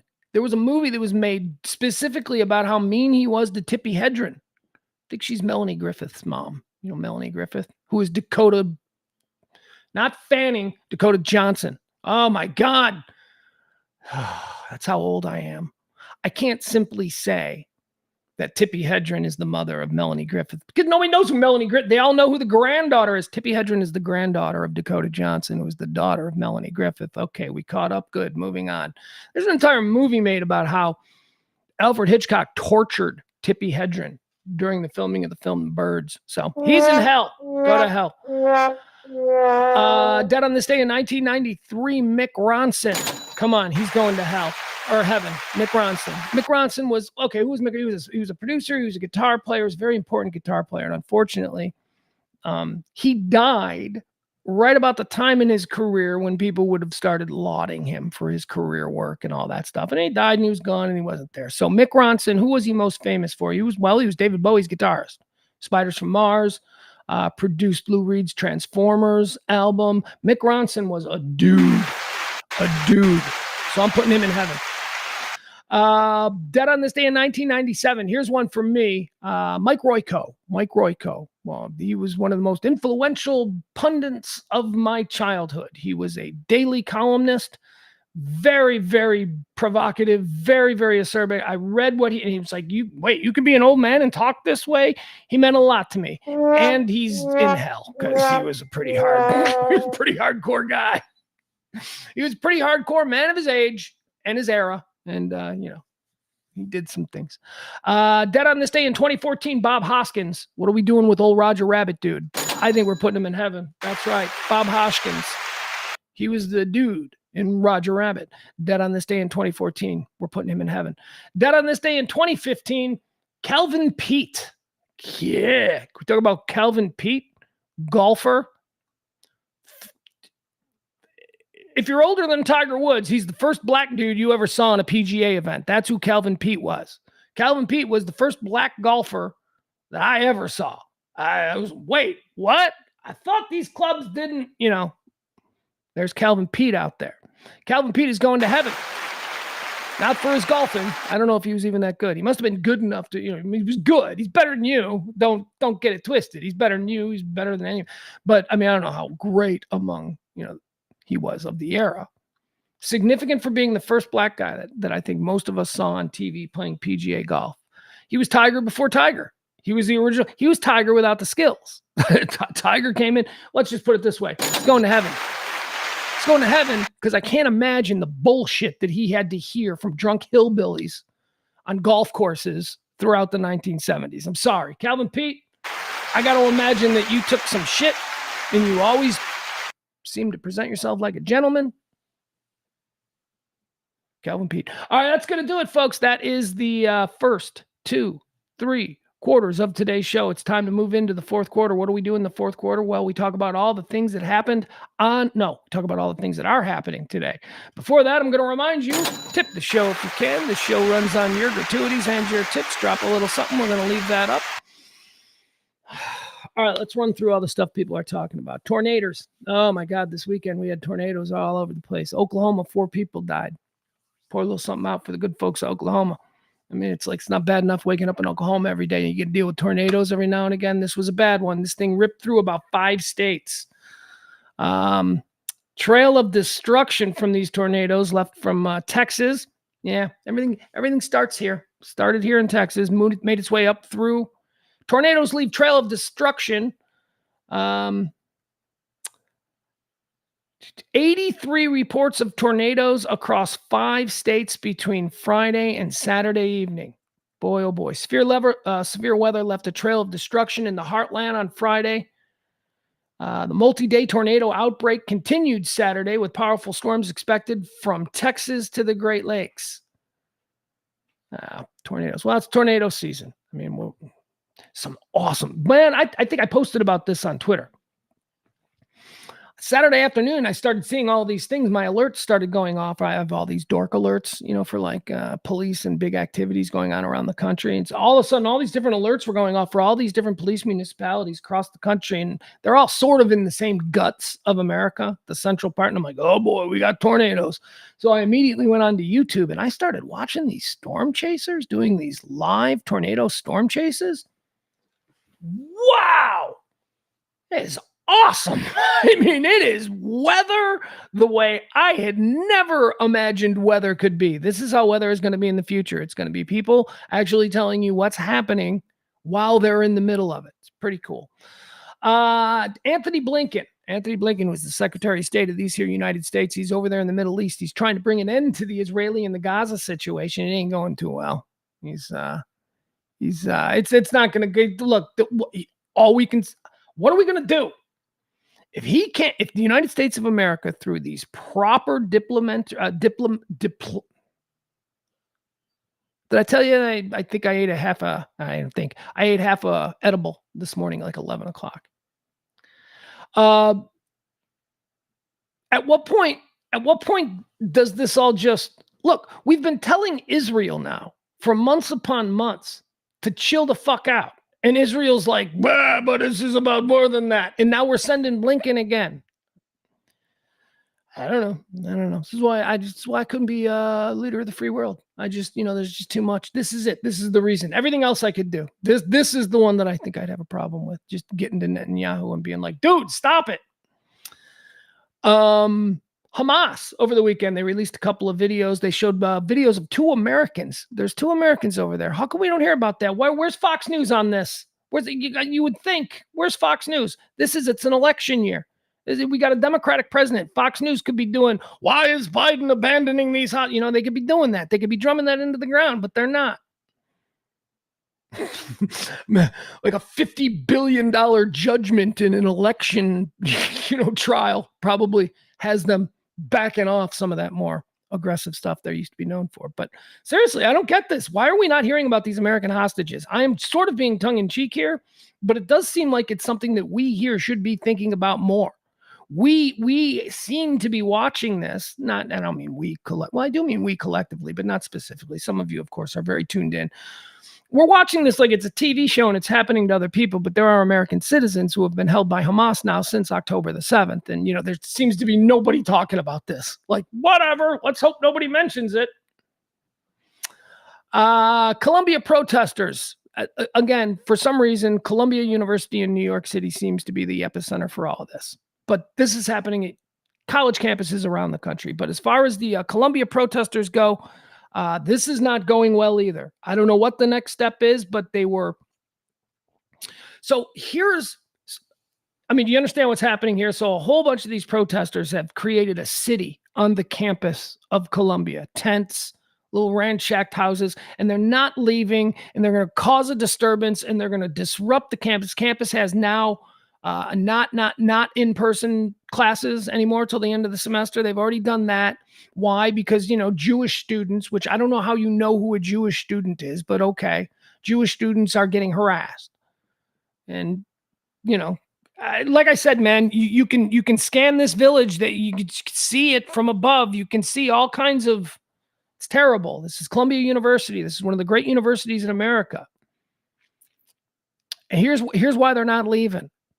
And I'm not saying they're wrong. I am not taking a position either on, get out of Gaza. But here's what they want. They are not going to leave. They're not going to stop what they're doing until Columbia University divests itself completely from Israel. And Columbia that's a non-starter for Columbia. They're like, no, what are you talking about? We're not going to do that. There was a Columbia.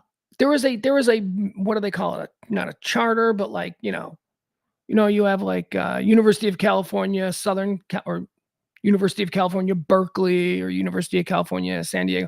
Like they have a Columbia in Tel Aviv. There was a branch of Columbia in Tel Aviv. They're not going to divest themselves. It's stupid. So that's the non-starter, and that's where they are. And they're not leaving. And now Columbia is like, we don't know what we're supposed to do. What are they going to do? Are they going to send in the authorities to sweep that place out? And if they do decide to do that, what does that look like? What does that look like on Twitter? What does that look like on Facebook, man? I long for the days when jackbooted thugs could come in and take down an entire demonstration in 1 hour. No, I don't, but it does sound like that's what I'm pining for, right? It's because I'm stupid. You see, it's because I have a whole bunch of different thoughts in my mind at the same time, and this is a stream of consciousness, and I will, from time to time, contradict myself. Keep up. Let's see. What else do we have happening in the news today? Let's get into some fun stuff. Do we have any fun stuff? Oh, God. Now watch this be about a dead baby. Hold on.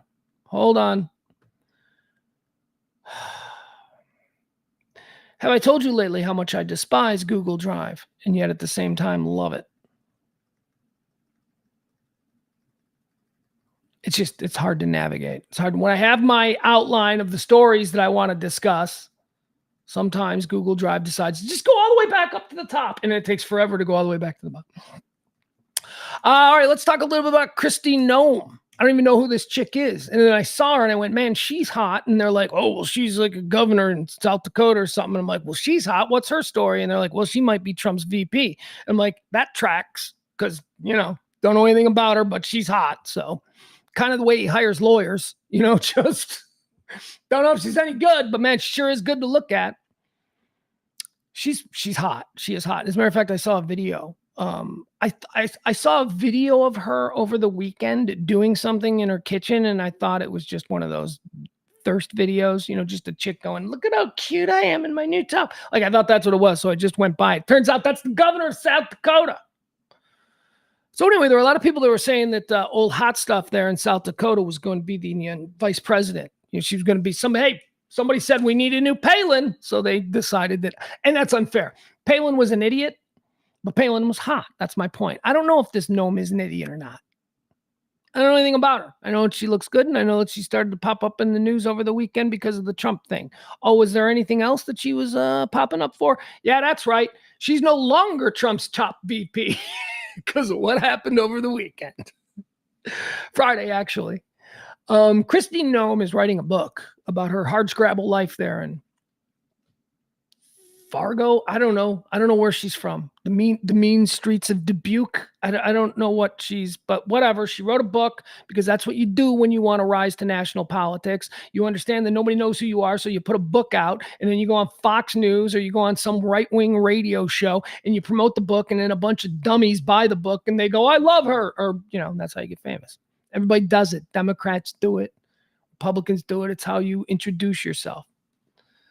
Totally forgetting the fact that almost nobody reads, but whatever. Still, it's good. You got to have the book. Check that box. She's got her book. In this book, she talks about killing a dog. she like in a really like I don't know, the way it was presented to me, and the way it was presented to me was as seemingly an outtake from the book.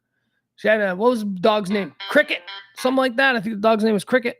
She talks about how Cricket was a hunting dog. She's a working dog, and they would go out hunting, and they took Cricket out for her first hunt. And Cricket didn't want to hunt. Cricket scared all the birds, and Cricket was just bad. Then they put Cricket in the car, and they were heading back after the failed hunt with Cricket, thinking, oh, Cricket, you are a cute little doggy, but you are no hunting dog. That's what they're thinking. And somehow the dog gets out of the car. I don't know how this happened. She's probably not a great writer. There was, a lot of subtext missing. But the dog gets out of the car on the way back from the failed hunting trip, and the dog eats a chicken, somebody's chicken. That's a thing that happens around there. Doesn't happen in my neighborhood. My dog gets out, it runs down an alley, and I got to chase it like a fat old man for an hour. Her dog runs out, is immediately stopped and catchable because it's eating a chicken. Eats a chicken, or kills a chicken or something. And so then she decides, oh my God, the dog can't hunt, and the dog ate somebody's chicken. By the way, she talks about how she wrote a check for the chicken, which apparently is the custom when this sort of thing happens. I don't know. Never been responsible for the death of a chicken before, so I don't know what happens next. But thank you, Kristi Noem. She explained it. You write a check. So she wrote a check for the chicken. Now she's doubly mad at the dog because the dog sucks at hunting, and she's out like what, $10? What does a chicken cost? I have no idea. Price of a chicken. Price of a live chicken. It could be 10, it could be 1,000. Seriously, I have no frame of reference for what a full, healthy, living chicken costs. I know what it costs after it's been cooked. But I don't know, is it more expensive because it's alive, or less expensive because you can't eat it? I don't know. So she's got, Cricket's a shitty hunter, and Cricket eats chickens, and she's out $10 or whatever. So she takes the dog back to the house, takes it to a gravel pit, and she talks about how she puts it down. She kills it for being a bad hunter. Now, I'm reading this on Friday. Remember, not really knowing who she is. I mean, I'm playing dumb a little bit. I know kind of who she is. She's the hot chick from South Dakota, whatever. So she kills the dog. She writes about it, and she's like, and that was really hard to do. And I'm reading it, and I'm like, wait, you fucking killed Cricket for that? That's what you killed? And she's trying to align herself with the kinds of people who, don't have any emotion about dogs. Dogs aren't family pets and all that, or whatever. This is, and I get it. Look, man, you actually, I don't get it. I don't get it. I don't get it. You put a bullet in the dog's head like that easily? Ugh. So anyway, that didn't go over well, and that took off online, and she went from being the top choice, believed, for the Trump ticket to being somebody who is no longer even being considered. Oh my God, did Kristi Noem get hammered over the weekend? Dog killer, like all of these like crazy, and then she tried to oversteer, like she's in one of those North Dakota snowstorms. She oversteered her correction and just spun out even worse. She started posting all kinds of videos of her with her family dogs showing, see, I'm not that, like she totally oversteered, because then there were a whole bunch of YouTube and, digital creators who took those videos and like added things like her putting guns at their heads. And it just didn't go well for her. And now, old hot stuff, Kristi Noem. Apparently, she's no longer Trump's first choice because, there's things that people will not abide, man. Although I don't believe this anymore. I do not believe that. There used to be an old expression that the only things that could truly kill a political career were being caught with a dead girl or a live boy. And then the addendum was always, or photographed kicking a dog, right? But that's it. You get caught with a dead girl, your career's over. You get caught with a live boy, your career's over. I understand that. So that's what they're saying. They're saying about Kristi Noem. Now her career, her national career is over because there are too many people that have way, way stronger feelings about dogs than apparently she does. And you don't fuck with dogs, man. It never. Here's another, I don't trust anybody who don't like dogs. I don't trust them. And this is not somebody who's afraid of dogs or wary of dogs. But have you ever met somebody who's like, yeah, I hate dogs. I don't like dogs. And I think that says a lot about you. I'm like, really? They're like, yeah, they're a pain in the ass, but I don't know. Anyway, Kristi Noem, dog killer and next vice president of the United States. No, not true. How about this story? So some Catholic group has created an artificial intelligence priest that will hear your confessions and do all. I'm going to show you a picture of this guy. If we can see it. I don't know how many of you. I'm loving it. I really want McDonald's. Can't afford McDonald's. I really can't. Not even dollar menu. How pathetic is that? I want McDonald's though. I want a Big Mac. I want a Big Mac and a Filet-O-Fish. I want a Filet-O-Mac. That's what I want. I want to eat them all. I want to eat them both at the same time. All right, AI priest. So there's this priest now that'll hear your confessions and absolve you and all of that. And I have a lot of questions and a lot of issues with this. I don't want to. Look, I'm a lapsed Catholic. I was raised and brutalized Catholic for first, let's say 15, 16 years of my life before I finally went, I'm going to follow mom. Mom was also a lapsed Catholic. But I'm not going to lie. There was a fight between my grandparents, way of looking at things. Or I should say my grandma, her way of looking at it. She wanted me to be hardcore Catholic. Nope. Sorry. Not going to happen. So anyway, so they got this priest now. So yeah, I'm going to show him to you. This is him. What's his name? Father Justin. Oh my God. He sounds like the one you leave alone with the kids, doesn't he? Father Justin. Father Justin's the cool priest. Uh-oh. And Father Justin, a couple of years from now, being let out of the rectory in handcuffs. More on this at 10. There you go. All right. So these are AI. This is like two versions of it. Like dude on the left, Father Justin, more realistic. Dude on the right, Father Justin. Whatever. I don't know what that is. Here's my problem with this.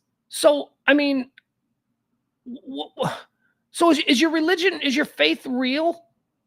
Is your faith real? Like in the priests that you hold in such high regard because of your faith and your devotion, these are real. Why are they real priests? Because they've what? Because they've heard the magical calling and they've been ordained and they've gone through this and they are of flesh and blood and they have given their life to right? That whole thing. This ain't that. This is just a hologram. This is just something going in. So you understand that this AI thing, didn't do the stuff that the human priest did to be able to have the magic powers to absolve you. This guy can't absolve you. And yet you're taking absolution from him. This makes me question the overall thought process of the people that you're not, okay, now I understand why you're so devoted to his religion. You're not really a critical thinker. You're not really moving on to the next question after the first one's answered, are you? No, you're not. Here's the story of old Father Justin, who we're looking at right there. It says here, Catholic advocacy group Catholic Answers released the desktop accessible AI priest, but users have dubbed the app creepy. Well, yeah, creepy and exploitative of one's faith, one's devotion to the faith. You're exploiting them. Well, the Catholic chatbot has been offering sexist advice, outdated views on women, and as well as absolutions in what one user has called an ethical, theological, and privacy nightmare. Wait a second. You're complaining that the AI priest is offering sexist and outdated advice. Well, that sounds pretty bad. That's the Catholic Church, man. I think he sounds like he's right on dogma. He's right there. Father Justin was quickly defrocked. Oh yeah, here, wait, we got to show you this. So there you see Father Justin, as he was right here, this dude here, as he was debuted, as he was revealed upon debut. And then people were like, but he can't really do absolute because he's not the same thing that I just said. I guess enough other people said. So that's how he used to look. And then like a day later, they were like, yeah, okay, now he's the cool youth pastor guy. Now he's like the evangelical dude. He went from the priest because he can't wear the uniform to now this guy. I don't know, moving on. It's stupid. It's just a whole dumb thing. AI priest. I don't even know why we're wasting our time on it. There are better things and more interesting things we could be talking about, like Seinfeld. Jerry Seinfeld, man. Jerry Seinfeld was, he came out. He was slinging them hot. Seinfeld this week talking about the state of comedy in this country. I want to play for you what Seinfeld had to say on the subject, and then we'll talk a little bit about it. This was on a podcast. Let me see. Is this it right here? Yeah. Oh, really? Oh, it's TMZ. So they're going to try and make it. They're going to make us watch a commercial, I bet. Sons of Bish. Sons of Bish. By the way, coming up on today's show, I'm going to talk about the Bon Jovi documentary. I watched that for 4 hours to try and get over my sadness. Come on now. Come on, Jerry Seinfeld. Tell us about it. I don't know what the hell's going on here. You're seeing this, right?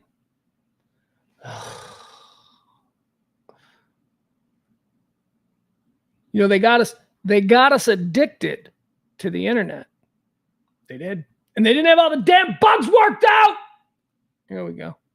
Try it again. Try it again. There you go. Come on now.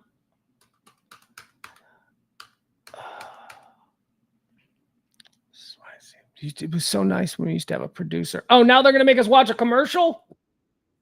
I don't think so.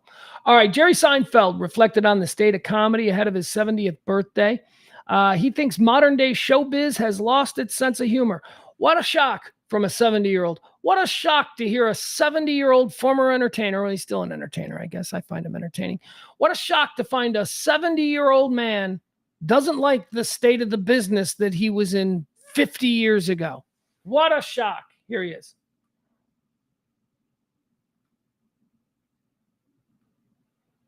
Okay. Oh, hold on.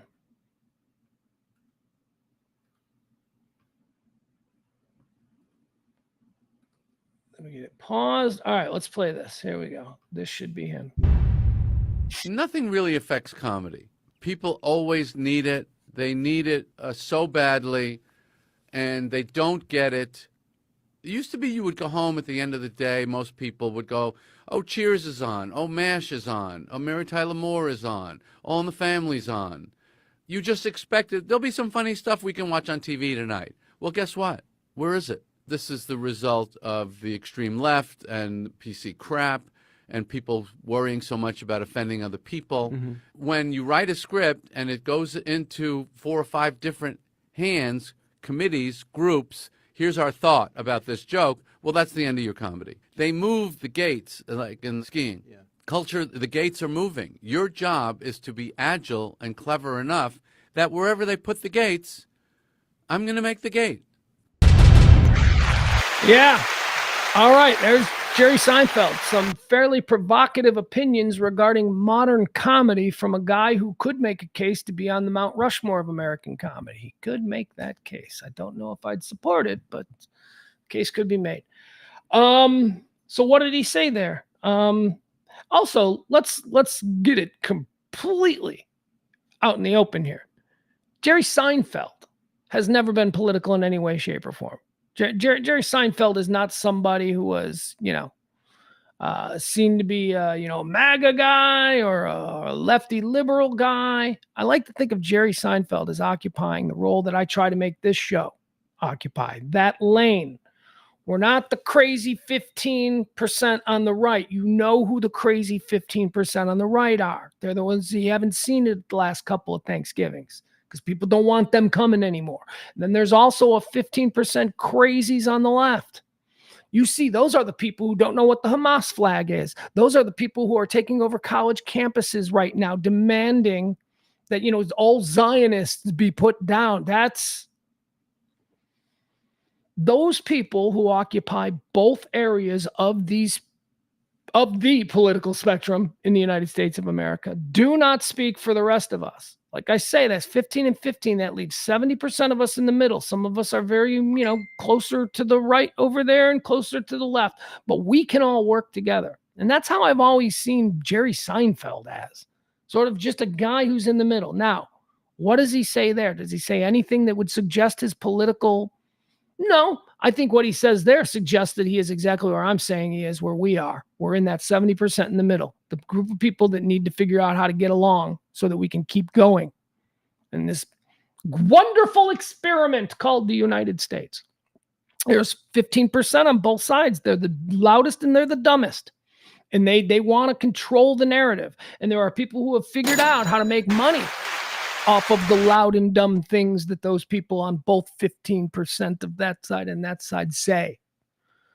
So what does he say here? He calls out the extreme right or the extreme left.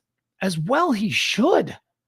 I absolutely agree with him that comedy, the people who I see being pushed by a lot of the big comedy platforms out there, stand-ups, or because I love stand-ups, they're just not funny, man. I'll give you an example. There is this one girl who is really popular. I don't know what her ticket sales are, and I don't know how many actual fans she has, but she has been pushed by, well, the story that I was reading was ICM, which is like one of the big, is it ICM? One of the big agencies in Hollywood.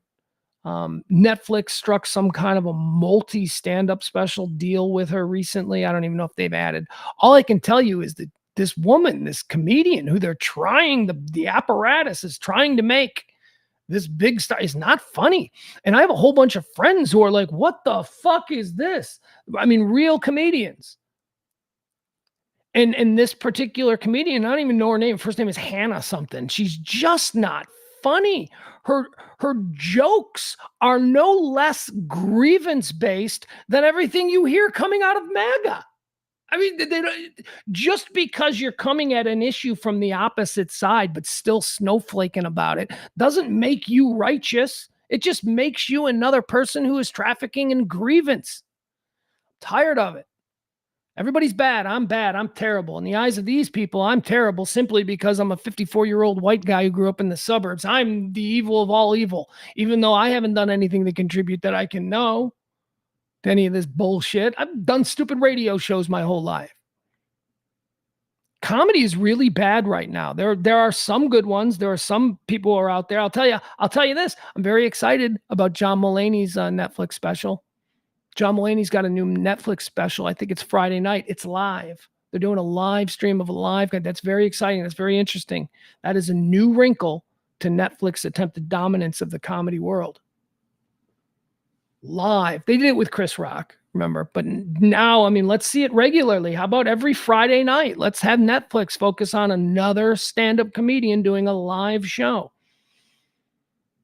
I say it's a new wrinkle because we're all used to the great HBO comedy hours and then the Netflix specials and all that kind of stuff. And those are heavily edited over the course of 3 nights. I don't know if you guys know this, but the dude does, if you're doing, or the girl, whoever it is, you're doing your comedy, you're taping your special, you do that over the course of a number of shows.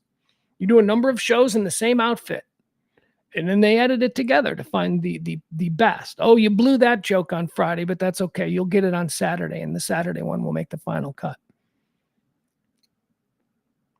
I suppose that I also should be aware of the very real possibility that I'm just an older person now, and I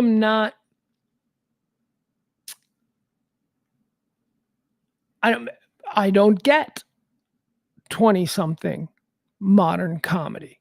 I mean, did Milton Berle lament about the George Carlins and Richard Pryors of the time? Maybe this is just cyclical. I don't know, but happy birthday, Jerry Seinfeld. He's talking about how comedy is dead and it used to be. He did say something interesting in there, and I don't know if we heard it in that clip or if this was in another one, but he said, one of the funniest movies, and this was revealing for Jerry Seinfeld. He's talking about how Superbad, the film Superbad, how funny that was, and about how it couldn't be made today. And I got to be honest with you. If I'm being fair, I remember seeing Superbad when it was made. I remember seeing Superbad in the theaters when it first came out and thinking, how did they make this today? So even then, I don't know how they made Superbad. So maybe you could make Superbad again. You could. Anyway, moving on. All right, Jerry Seinfeld, what else do we have? How about a little Rashee Rice update? Rashee Rice, SMU product. The kid, he just made a mistake. Rashee Rice caused an accident. 6 cars involved. A couple of weeks back, 3 weeks, maybe a month, a little bit over that. Right here, right, a block away from basically where I am. I don't know, half a mile away from where I am located right now on the beautiful SMU campus. He ran his Lamborghini and his Corvette. I mean, he owned both cars. I mean, my God, Jesus. How'd you like to be his insurance agent? Both cars are his. You're on the hook for everything in this accident. So I guess there's an investigation. There've been like charges and stuff brought against him. I don't know where we are in that. What I'm more interested in is what the Kansas City Chiefs are going to do with who will be the second year Rashee Rice coming into the season. I know they went and drafted his replacement. I know that they did that. They went and got Xavier Worthy out of Texas with their first pick in the first round, a burner of a wide receiver. So, that couldn't have felt good for Rashee Rice. But the owner, his boss, is talking about the Rashee Rice situation. He talked, was this today? I believe it was. Maybe it was yesterday. I don't know. We'll figure it out. His boss and our neighbor here in Highland Park, the HP. Chiefs owner breaks his silence on Rashee Rice. Clark Hunt. Kansas City Chiefs owner Clark Hunt didn't hold back when talking about Rashee Rice's complicated legal situation and his future with the team is in jeopardy. Now, let me read that again because I want to make sure punctuation being what punctuation is. Clark Hunt, he's the owner of the Chiefs. Clark Hunt didn't hold back when talking about Rashee Rice's complicated legal situation and his future with the team is in jeopardy. That's not, his future, Rashee Rice, the owner of the Kansas City Chiefs, is saying that his future with this team is in jeopardy, as well it should. And I shouldn't be so encouraged by that. But I don't think this guy should play in the league next year. I don't know that he should be banned for life, but I think that he should be suspended for an entire season. I think that the judgment that he showed, the recklessness that he displayed, I think that deserves a timeout. And I always say this about the NFL or Major League Baseball or the NBA. It's an exclusive club. You don't have the right to play in the NFL. You do not have the right. It's a private club. You are invited in and you are allowed to participate. But the minute they say that you cannot be on the Kansas City Chiefs anymore, the Kansas City Chiefs say, we don't want you. And then the league steps in and says, we're going to ban you for a year. It's not like you should be able to go to court and go, well, they're stopping me from making a living. No, this private club that pays better doesn't want you in their club for a time. But you go play somewhere else. You just XFL. You go, but I'm losing money. Well, yeah, that's because you drove 75 miles an hour on. So that's why you're losing money. It has nothing to do with the Chiefs being unfair to you. I want this kid to suffer some repercussions, not so much because I've got any malice or hatred for him specifically. It's because obviously what happened after the idiot in Las Vegas killed that girl and her dog. What was his name? I don't even want to remember his name anymore. Receiver, that you know who I'm talking about. Apparently, that didn't mean anything to Rashee Rice just a couple of years later. Rashee Rice didn't think about that one bit when he and his boys decided they were going to race up 75 on a Saturday evening. So I just want there to be some kind of repercussion for that. And if it means he loses an entire year of his career, so be it. Maybe he needs to lose too. I don't know. I don't think we should right now say that Rashee Rice should never play in the NFL again, but he should certainly have to sit a year. He should certainly have to suffer something for the poor judgment that he displayed while a member of the Kansas City Chiefs and the National Football League. Anyway, Clark Hunt breaking his silence, saying that the second-year wide receiver is now facing 8 felony charges. 2 victims in the case in the crash have filed civil suits.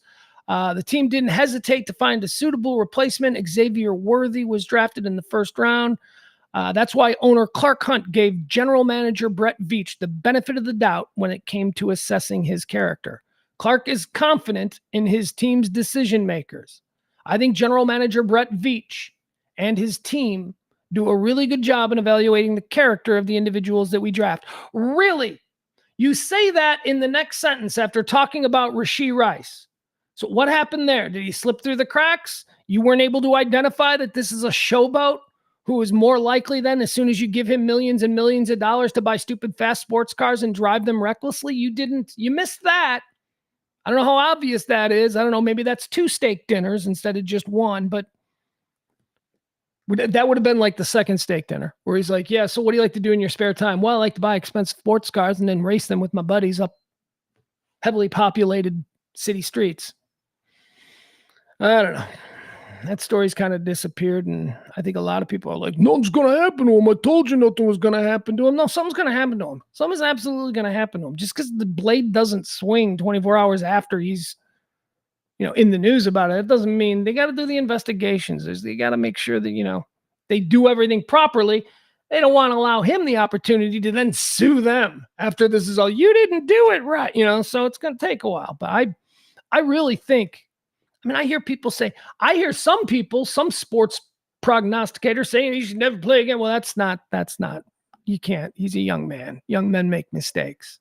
Shouldn't stop him from ever having a chance to play in the NFL again. But certainly he needs to sit a year. At least a year. You're done. You're done for a year. You lost a year off your career. That's how stupid that decision was. And then the way they so cavalierly just walked away from it all without any regard whatsoever for people that they may have critically injured. They didn't seem to have any regard for that at all. Unbelievable. Rashee Rice. Speaking of more sports, talk a little bit more sportsy stuff. How about this? Zeke's back. Huh? Yeah, we got Zeke back. Who you kidding? What are you kidding me? I'm gonna have to talk to my 14-year-old son about this tonight. At some point tonight, he's gonna be like, "Yeah, we're ready to roll. We got Zeke back," and I'm gonna be like, "Dude, Zeke, shake. Can I be honest with you? This is one of them deals where they brought him back. He's got nothing. Look, I hope I'm wrong. Wouldn't that be fun? Wouldn't that be fun to see Zeke? Zeke had nothing when he left, you guys. He had nothing when he left. He had nothing with New England. He had a couple good runs in him. I think I saw a couple good runs. Some highlight I was watching earlier this morning. I'm like, okay, it's not bad. But he ain't a threat. There is no defense that is going to see Zeke back there in 2024 and feel like they've got to, spy him. It's just not going to happen. Pollard was a scary guy, and that's why he's gone. He went somewhere that was going to pay. Look, I am really concerned about the Cowboys.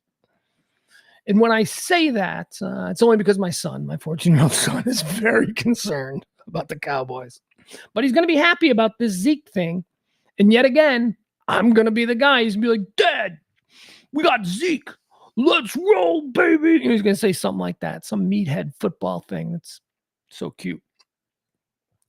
And then I'll have to be that guy who goes, well, come on, man. Zeke, we got rid of him for a reason 2 years ago. He's cheap and he's a name. And he knows that, that Jerry bring him in. He can pay him almost nothing.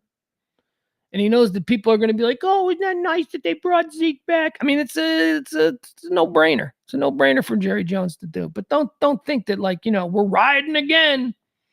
That ain't going to happen. This ain't the Dez days. This ain't Romo, Dez, and Zeke. Them days is over. But all right, whatever. Very, very nice. He can maybe end his career officially. Dallas Cowboy did 1 year there with Belichick, whatever. Okay, that's Zeke. Zeke is back. Everybody's excited. Some other big changes in the NFL that we're seeing. CBS Sports. That's right. You remember when CBS? Remember when I go all the way back with the CBS NFL team. I don't know if I go all the way back. I mean, there was probably people before the ones I'm about to mention, but when I think of CBS Sports, I think of Brent Musburger. You're looking live. You know, the blimp shot. That's how they used to get those shots back in the day. They had to have a blimp. Imagine that. The overhead involved in that just to get that stupid shot. Now we got drones, we got airplanes, we got all kinds. Well, they had airplanes then, but I think it was easier. I don't know what I'm saying. Stream of consciousness, folks. I just talk and talk and talk. You're looking live. My show was it was Brent Musburger. It was Irv Cross. I don't know who Irv Cross was. Apparently he was like a tight end for the Eagles in the 1940s. I don't know. This was like the early 80s, late 70s when I'm watching this. So it was Brent Musburger, Irv Cross. Then you had Jimmy the Greek. Remember Jimmy the Greek? And then you had Jane Kennedy. Ladies and gentlemen, Jane Kennedy. Woo. No reason for her to be there. She was just a model. She didn't have any background in football. She was married to Leon Isaac Kennedy, who did the Penitentiary movies. I don't know if you've ever seen them, but as a young man, large-breasted black women, they were, and you were into them, that you would see that in the Penitentiary movies. That's what I remember, Leon Isaac Kennedy. And I remember I'd watch these and I'd go, he's married to that girl on the NFL show. So that was how mine started. Mine started with Jimmy the Greek, Brent Musburger, Irv Cross, and Jane Kennedy. I wonder if I'd like to watch that now. I'd like to watch just a presentation from back then, just because knowing what it's like now, what the studio shows are like now. Like I'd like to watch it from back then and go, what's this about? They have chemistry? Was this good? Was this good, or was I just 7? So anyway, CBS has now made some big changes. The CBS team, a couple of people let go, will no longer be on our football TV boxes on Sundays or whenever else we watch. No, I guess it would just be Sundays for CBS. They got rid of Boomer Esiason and Phil Simms. Boomer Esiason and Phil Simms are out at the NFL today in major shakeup at CBS. Now, who are they being replaced by? They're going to be replaced by J.J. Watt and Matt Ryan. Okay, so it's going to be so Phil Simms and Boomer Esiason are out. And can I just, quite frankly, say they were redundant? Really? We need a Phil Simms and a Boomer Esiason? We need two albino New York City quarterbacks on this set. You don't need both of them, but they got rid of both of them. They got rid of both. They replaced. They had two blonde New York City quarterbacks. They replaced them with Matt Ryan. Oh my God! I just for a minute almost said Matt Castle. I'm like, well, what if they? Matty Ice is going to join, and J.J. Watt. J.J. Watt's a star. Like you just upped up the wattage. No pun intended. Look at me. You just amped up the wattage, putting J.J. Watt on there. He's a star. He's good. He's good. So there you go. Boomer Esiason and Phil Simms are out. They're still going to do a whole bunch of other things. You know, Boomer Esiason. I love Boomer. Boomer's a great sports talker. I enjoy Boomer and Greg. I used to love Boomer and Carton, but WFAN, that's the sports station out of New York City, sort of Odyssey's. See, that's the old CBS Sports. Odyssey's flagship, if you will, sports radio show in the morning. Boomer and Greg. They're good. It's a good show. I enjoy it a lot. All right, there you go. Big shakeup at CBS. Let's see, what else do we have here? Who's talking about what? Russell Brand, that weirdo. Oh my God, this guy. Russell Brand is such a weirdo. I don't even know if he's funny. I don't even know if he's funny. He's just weird, man. He's obviously crazy. He obviously has some emotional things. I mean, look at his past. He was homeless. He was a junkie. He's obviously got some stuff going on. Now, he has learned at this stage of his life to sort of manifest all of that weirdness into something that is, catching on online. He's an interesting talker. He's an articulate son of a bitch. I listen to him the way he makes me wish I could do that. He's very good. And I do a 2-hour stream of consciousness every day. So you know that I can throw down with the wordplay if need be. But he's good. He's really good. But he's crazy. And nobody should be taking their advice from him because, again, he's crazy. He's obviously crazy. We make crazy famous all the time, guys. Just because somebody's famous doesn't mean they're not crazy. Doesn't mean they're not mentally unstable. So he's done something here that is just egregiously shameless. We know about Russell Brand, the actor. We know about him as the comedian. And we also, do we remember? He's also the multi-accused sex criminal there in England. Whole bunch of girls come forward.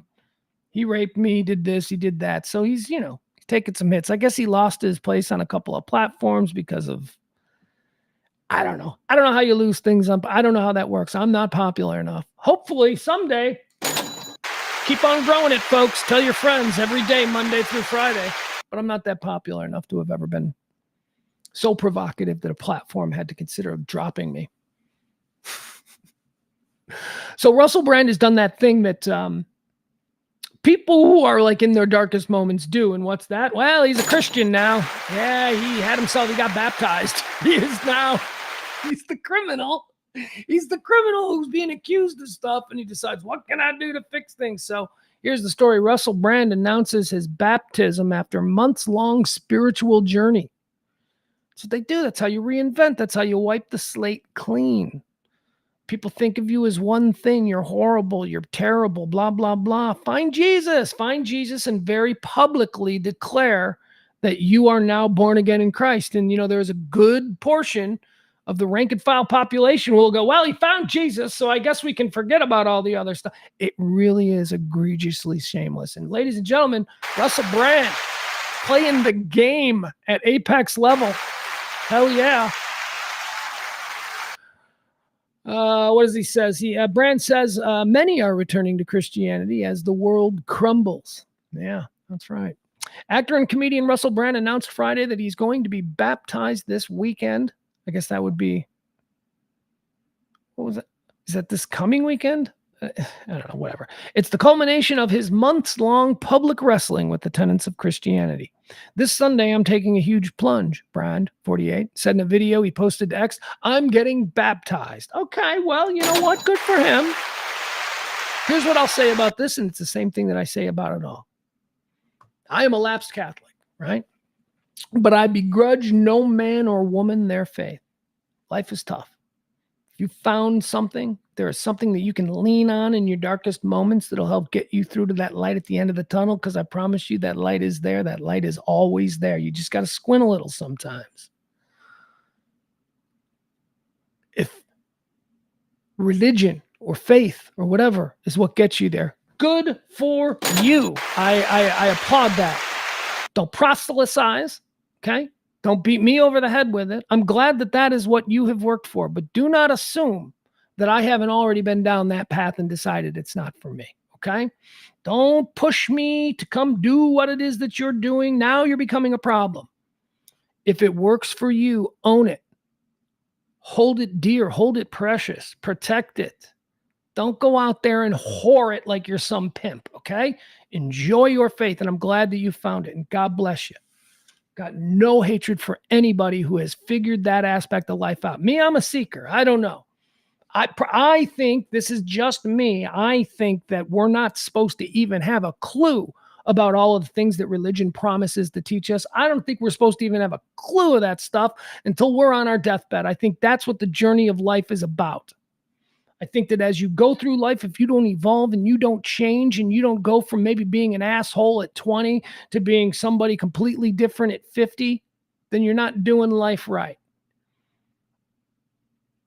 I personally don't need religion for that, but other people do. Other people get great mileage out of that belief, great mileage out of faith.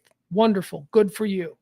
That's not what's happening with Russell Brand. And I'm pointing this out. Russell Brand has been demonized for a very long time, and he is doing the same thing that people who are being charged with triple murder do in prison. They convert, they find Jesus, they become born again, because boy, oh boy, doesn't that sound good in court. Who knows, you might get a couple people on the jury who will hold that kind of thing incredibly sacred and important. So now they get to walk into court on all these rape charges and talk about how, well, he's been through a lot, and now him being a born-again Christian costs him nothing. He gets talked about. Cost him nothing except integrity from people like me, because I'm like, I see what you're doing. But okay, there you have it. Russell Brand, I should say. Russell Brand is now a Christian. He's going to get. He's good now. He was bad. He was rapey guy, drug addict guy. He was smart guy, very interesting guy, crazy guy. Again, people are complicated. These are all things that go into the stew that we named Russell Brand. Kevin Spacey's in the news because Max has acquired Kevin Spacey, the docuseries. Features never-before-seen interviews. The trailer has been revealed. Has it? Do we need to see a trailer on Kevin Spacey?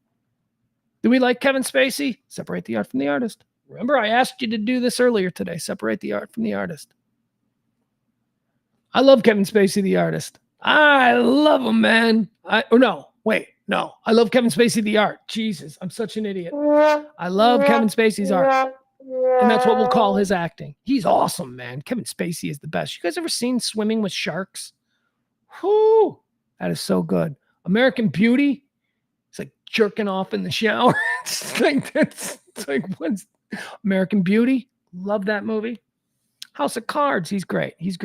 Turns out he's a complete asshole. And look, if I'm being honest, we've seen Kevin Spacey now in the public sphere for a good 20 years. At least. More than that. American Beauty was 99. So 25 years. Quarter of a century we've known who this guy is. If you have not been able to discern that he's a dick I'm talking about in his real life, in normal life, like the smug way he's always presenting himself, the very, oh, well, I don't know about you, I'm much better than that. He's a dick. You can tell he's a dick. And as we've learned through all the trials and tribulations that Kevin Spacey's gone through so publicly over these past couple of years, what we've learned is that he was a dick who was raised by a Nazi. And his dad was a Nazi. His dad was a member of the Nazi party and a white supremacist group in the weird Washington town where he grew up. It's very weird, abusive. He was gay. His dad didn't like gay. Oh my God. Kevin Spacey's a broken bird. He's a fucked up individual, but he can act. So I separate that. Do I want to watch a docuseries about Kevin Spacey and how his career imploded and all that stuff? Heck yeah, sign me up, baby. It's going to be on Max. It's going to be good. Everything HBO and Max. What are we supposed to call that fucking thing? What are we calling that thing now? Is it HBO Max? Is it HBO? It's not HBO anymore. Apparently HBO's gone. Home box office. Nobody knows what a box office is anymore. So home box office is gone. Then they went HBO Max. Now it's Max, but I don't like it being Max because isn't there already a Max? Isn't that what we call Cinemax? That's what I've been calling Cinemax for the last 40 years of my life. Now all of a sudden I got two Maxes. Which is it on? And doesn't HBO own Cinemax? Is there a Cinemax anymore? These are the questions. Here's what I know. This is going to be on the HBO Max app. This is going to be the same place that I watch, Game of Dragons or whatever. We'll just call it Game of Dragons. It's where I watch my Game of Dragons. A documentary series about Kevin Spacey that was first announced prior to him being acquitted of multiple sexual offenses in the UK last year is now complete, with Variety able to reveal details. A first look trailer release date. Here, let's watch the trailer. If they're gonna offer us a trailer, let's watch it.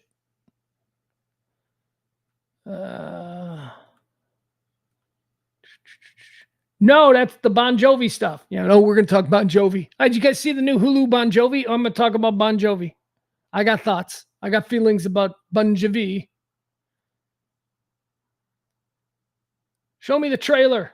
Where is the trailer? What the fuck? Why do they do this? Why they always put the trailer like at the very bottom and you got to scroll all the way to the bottom where the trailer is. Hold on, here we go. And the problem with that is that there is like 50 pop-ups while you're scrolling all the way down. I know why they do it. They do it because a whole bunch of opportunities to advertise things to us. All right, let's watch this. This is the trailer for the new Kevin Spacey docuseries. Telling you, he's really good. I'm telling you, like you guys don't know. He's really good. He's just a scumbag. And he is a scumbag. He was acquitted. He was acquitted of all these things. We should point that out, that all these big charges, the ones in America and the ones in England, he knocked them all down. He was charged with all kinds of horrible things. and he knocked them all down. He beat every one of them. So say what you will. You know, it wasn't like, oh, he got lucky on one of them and he got out of it. No, apparently there was no real evidence in any of these things. And it was just, he got caught up and he was willing to go through it very publicly. Now, smoke, there's fire, right? I don't think Kevin Spacey's a good dude. I think that he was probably a perv. I think that he probably did a lot of these things, a lot of these details that came out. They were like, oh my God, he's like a skeevy perv, but I don't know that they're illegal. I don't know that, you know, I don't know that him being on a date with some young man, which is one of the stories. They were going to Elton John's party. You remember that? One guy said that he was going on a date with him to Elton John's party and they were driving and Kevin Spacey gave him a handy in the car. Well, who's complaining about that? Are you complaining now? Because I think you should have complained about that before you finished in his lap or whatever the hell was going on. Not now, years later, now you're gonna get involved here. So it was a lot of that. A lot of things that were bad looks for Kevin Spacey. But I don't know necessarily illegal.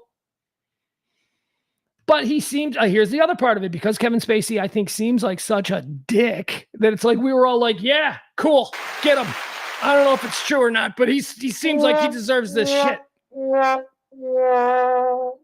But I got to be honest now, I would not mind a good Kevin Spacey role. Here you go. This is the new documentary. This is called, what is it called? Kevin Spacey Unmasked. Spacey Unmasked. It's coming Monday, the 6th, and Tuesday, the 7th of May on HBO Max. So was that next week? Maybe? Something? Yeah. This wasn't just some guy. This was Kevin freaking Spacey. I knew I was in a sell your soul situation. Is Hollywood being too quick to judge? Everybody coming out and talking about their lives. It's not something I'm interested in doing. Men go on the record about their experiences with the acclaimed actor. Spacey Unmasked on Channel 4. Starts Monday at 9. What is that? That's not even, that's the Channel 4. What is this? So it's on HBO Max here, but Channel 4 there. I don't care. I don't care. That's fine with me. All right, Kevin Spacey. I'll watch it. I like Kevin Spacey. All right, moving on now. This is how we're going to wrap up today's show, today's Stream of Consciousness. I will tell you about what I watched over the weekend. First of all, Rebel Moon. So, you know, the whole Rebel Moon series that's on Netflix. Zack Snyder's little, I can do Star Wars too, you know, his thing. So I got a funny story. The new, well, you'll be the judge of whether it's funny or not. I find it relatively amusing. The Rebel Moon was a film that was released by Netflix probably around Christmas. Did it come out on Christmas Day? I think it was something like Christmas Day. It was very exciting. It was Zack Snyder. It was a big sci-fi thing. It was going to be a part of a new sci-fi franchise that would rival Star Wars, at least in cultural import. You know, it was that whole thing. If not total theme and tone. I mean, this is, so I watched it. So over the weekend on Friday, part 2 of Rebel Moon, the second movie, The Scargiver, was released. And I went, oh, cool. I'm going to watch Scargiver, but first I'll watch Rebel Moon. I've got both of them. I can watch them back to back. When I get tired of watching Bon Jovi stuff this weekend, I'll watch some of this Rebel Moon stuff. So I settle in and I start to watch the first movie, Rebel Moon. And I'm watching it, and I get about 10, 15 minutes into it, and I'm like, this all seems very familiar. Turns out I watched the entire Rebel Moon when it first came out, like 3 months ago, and it was so unimportant in my life that I completely forgot that I saw it. So much so that I watched the next 2 hours of it. And I'm like, yeah, I saw this. Okay, yeah, he's a bad guy. I know he's a bad guy. I remember that. He's a bad guy. I know he's a good guy now, but he's going to be a bad guy. So I had that experience and I watched the whole thing and I was like, Jesus, it's just because I'm getting old. Do I not remember what I'm watching anymore? Ugh. And then I watched the second one, The Scargiver, but I fell asleep 15 minutes into it. So will I watch the rest of it? I would hope. Can I promise? No, I don't know. So I watched that. And by the way, then on the second time around watching Rebel Moon, because remember, I'd seen it before. I just didn't remember it. I must have been on sleeping pills or something that I didn't remember it. Anyway, it was good. It was good. I thought Rebel Moon was good. Kind of tropey, if you will. You know, if you don't like an abundance of tropes, in your sci-fi film. There were a lot of tropes. I mean, my God, they basically just went to the Star Wars bar. They went to the Star Wars bar. That's the whole thing. Also, here's something I want to know. Why in the future in all these depictions of it's a moon of some made up planet and there's a village on this moon. Why do all the places where people live in far planets, galaxies away, why do all these people live in Viking villages? They're all like Vikings. They're all like, what happens in the future and what happens 50 solar systems away that everything just sort of reverts to being Viking time? They're all drinking mead, but they've got robots, right? They're out there working the field with, they're pushing a plow with some weird exotic space animal acting as the mule. And I'm like, you guys have laser guns and the ability to travel across universes, and you haven't fixed how to farm grain? You're still doing it by your laboring? Come on. So those things are silly. Also, another observation I had while watching this, part of the movie takes place on a planet that is a uranium mine. This planet is just used to mine uranium. And this is another trope that I see in sci-fi films. There's always just these planets that are simply there to exist as a place for the production of something. You have to go to Klektow 5 and then you'll find yourselves on planet Xenu and the uranium mines, that kind of thing. The cobalt mines. What do they got something for? Is that what the future is? We're just going to discover planets and we're going to make each planet dedicated to one thing. Like, is there a planet for syrup? Like, is it just, it's the planet where they make syrup. It's the syrup mines of Vox Hampshire. I don't know I don't know. But seriously, it's like the uranium and then there's cobalt. Peeps. This is the planets where they make peeps, and they only make peeps for the one human holiday per year that utilizes peeps. All right. The other thing that I watched besides, I love peeps. This is the candy corn planet. Oh, the great battle of planet candy corn, where they make the candy corn. That's what they make there. Syrup, though. Think about it. It's the planet where the entire galaxy gets their syrup from. It's the syrup mines. Bon Jovi's got a new 4-part Hulu documentary, and I can tell you that I ran through 3.5 episodes of it, and then about 3.5 episodes through the Bon Jovi documentary, I went, oh, okay. So this is like nothing now. This is like the last 20 minutes of this is just going to be what they're doing in the last 3 months. No, thank you. I'll pass on that. Didn't enjoy it. Did not enjoy the Bon Jovi, but I tried to have a good attitude about it. The problem is that it wasn't a Bon Jovi documentary. It was, hi, I'm John Bon Jovi, and this is my side of things. That's what it was. That's all it was. It was, and look, I got no problem. First of all, let's establish no problem at all with Bon Jovi. Anybody that has a problem with Bon Jovi is a broken individual. You're thinking too hard about this. Bon Jovi may not be the Beatles or Zeppelin or Sabbath or even, I don't know, whoever. They may not be that. But nobody's a bigger crowd pleaser than Bon Jovi. I mean, if you've ever been in a bar and a Bon Jovi song comes on, it's crazy. They're fine. They're wonderful. Everybody does not have to be Radiohead, okay? Everybody does not have to be Yes.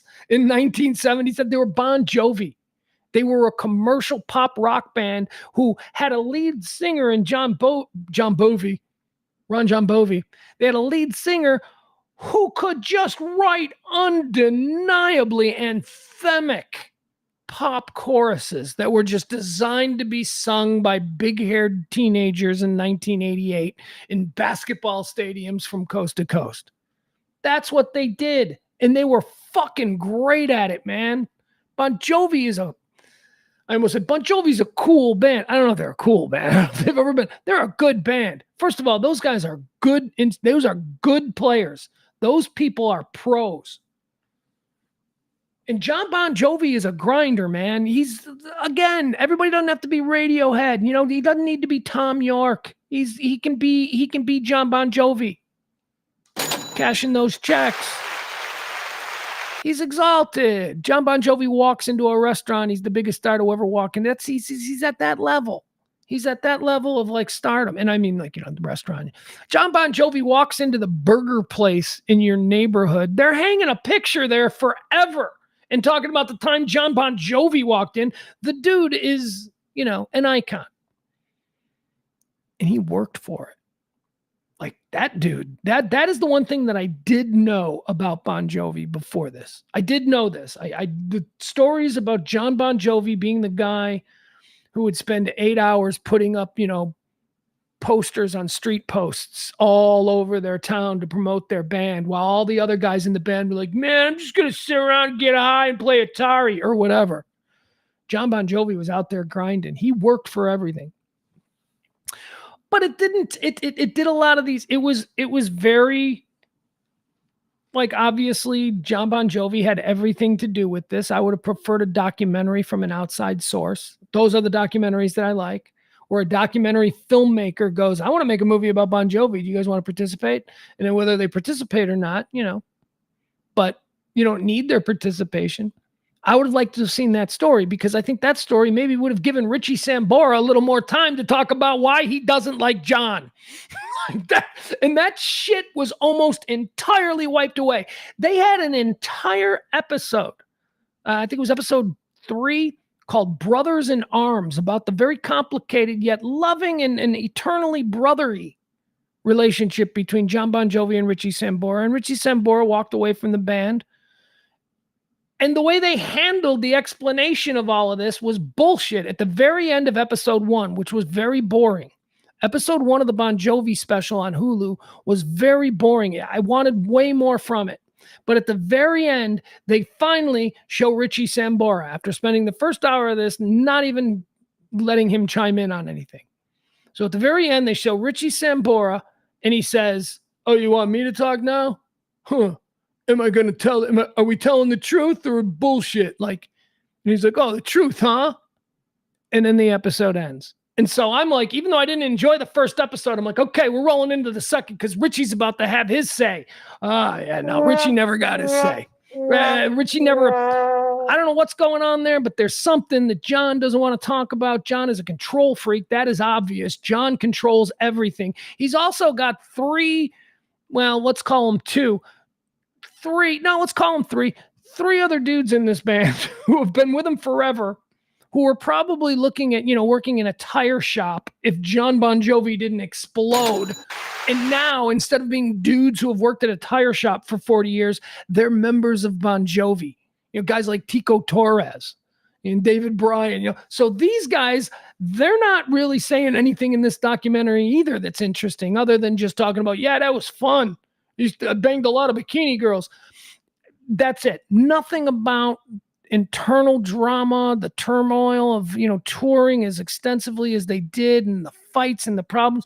None of that. That stuff is all just kind of glossed over. It all comes down. This is a John Bon Jovi ego play, and maybe he deserves it, but it certainly isn't an in-depth and fascinating look at the band Bon Jovi. It's John Bon Jovi going, I was pretty great, wasn't I? Oh, yeah, and these guys played with me.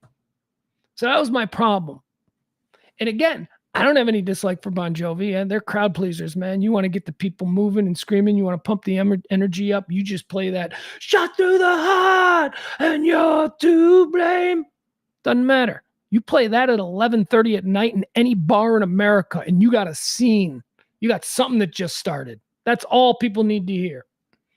And I don't mean just old folks or older folks. I mean kids too. My kid, my 14-year-old son, he likes Bon Jovi. Well, he doesn't really know all Bon Jovi, but he likes that song. And he likes that other one. What's the one? I don't know, the one wop, wop, wop, where they talk through I don't know what it is. So what would I tell you about the Bon Jovi documentary to wrap up this review? If you like Bon Jovi and you like those kinds of things, put it on. You'll enjoy it. It's fun. If you're of that era and they show you some footage from back in the day, and oh my God. By the way, can we just say there was one scene where they showed John Bon Jovi wearing what John Bon Jovi wore in 1986. And they show him now, and he's like, oh, yeah, well, yeah, but it was cool back then. No, it wasn't. I'm looking at these outfits, and they're showing like Motley Crue and the way all these people. I don't want you kids, you little leaguers out there, to get it twisted. That is not how we were walking to Ace Hardware back in 1986, okay? The way these metal bands dressed with the makeup and the hair and all that, it was weird then. This isn't one of those situations where you can look at a picture 40 years later and go, no, but it was cool back then. No, it wasn't. It was weird, and they were doing it to stand out and be different and be extreme. That's why they were looking that way. That was never a good look. It was never a look, again, that you would see regularly on the street. Okay. Now you saw the hair, and you saw jean jackets with stuff like that, but the scarves and the giant boots and all. No, look, that was bad. 80s rock fashion, especially in heavy metal, is embarrassing. Embarrassing. Silly. Y'all look dumb.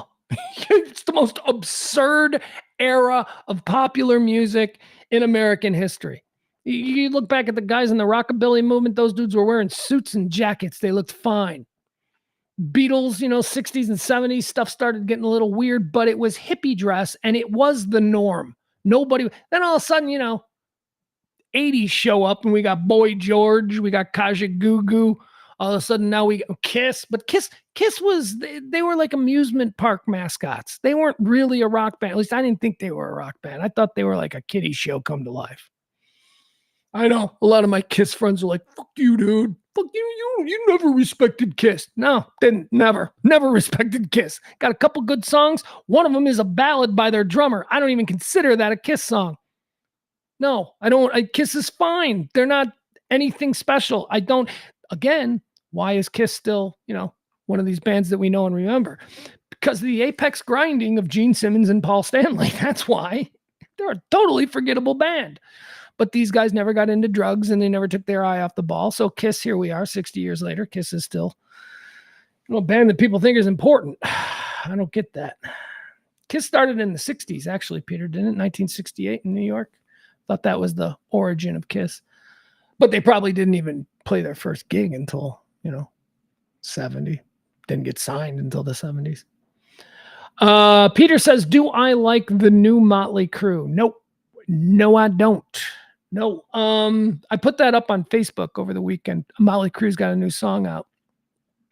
And it's embarrassing. The video is embarrassing. And I just wanted to see what other people said first. Video's embarrassing. They're all AI generated. It's like, it kind of looks like it might be modern and new and now, but it's not. It's all AI generated. And it's AI generated because everybody's fat. Because everybody's fat and old in Motley Crue, and you can't recreate that. So what did they do? They created a video where Vince Neil has abs. In the video, he's like, "Gang, gang, gang." Okay, that's enough about the video. Let's talk about the song. Music seems cool. Music seems fine. I didn't hear a hook.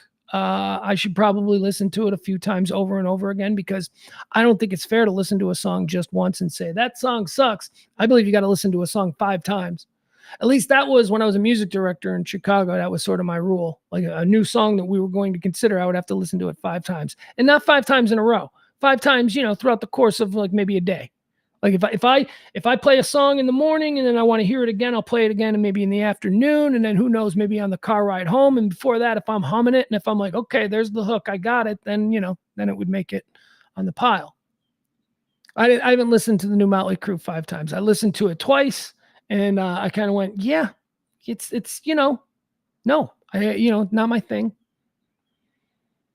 Kickstart My Heart, that's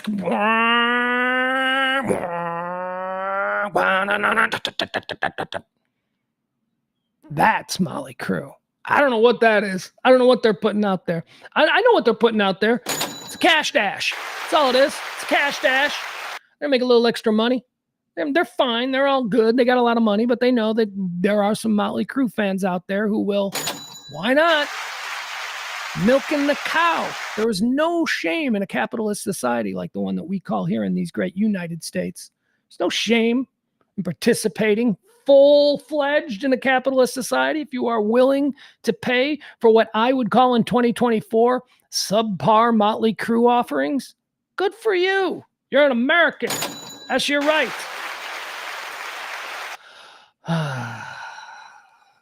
All right, guys, that's going to do it. I think we're done with the show today. I want to thank everybody for hanging out. We went a little bit long. We went 41 minutes long. Look at that. Well, I took about 41 minutes off the top with the conversation pertaining to the freak and all that good stuff. I hope that you will support this show. Drop a little tip, drop a little something, if you would be so kind. Today's executive producer, one more time, a big thank you to my friend Cam. Cam! Dropping them bombs. I'm going to have a number for you on what we're going to need to raise. We'll start that off. Pledge week will start in earnest tomorrow, but if you want to get ahead of it, you can drop something today. This show every day, Monday through Friday. Hot topics, current events, just a crazy middle-aged narcissist screaming into a microphone for a couple hours every day, Monday through Friday, 12 p.m. Since 2021. That's right. Saying the quiet part out loud since 2021. I love you guys. This stream of consciousness has exhausted me, and I'm very hungry. I'm going to go eat. Love you.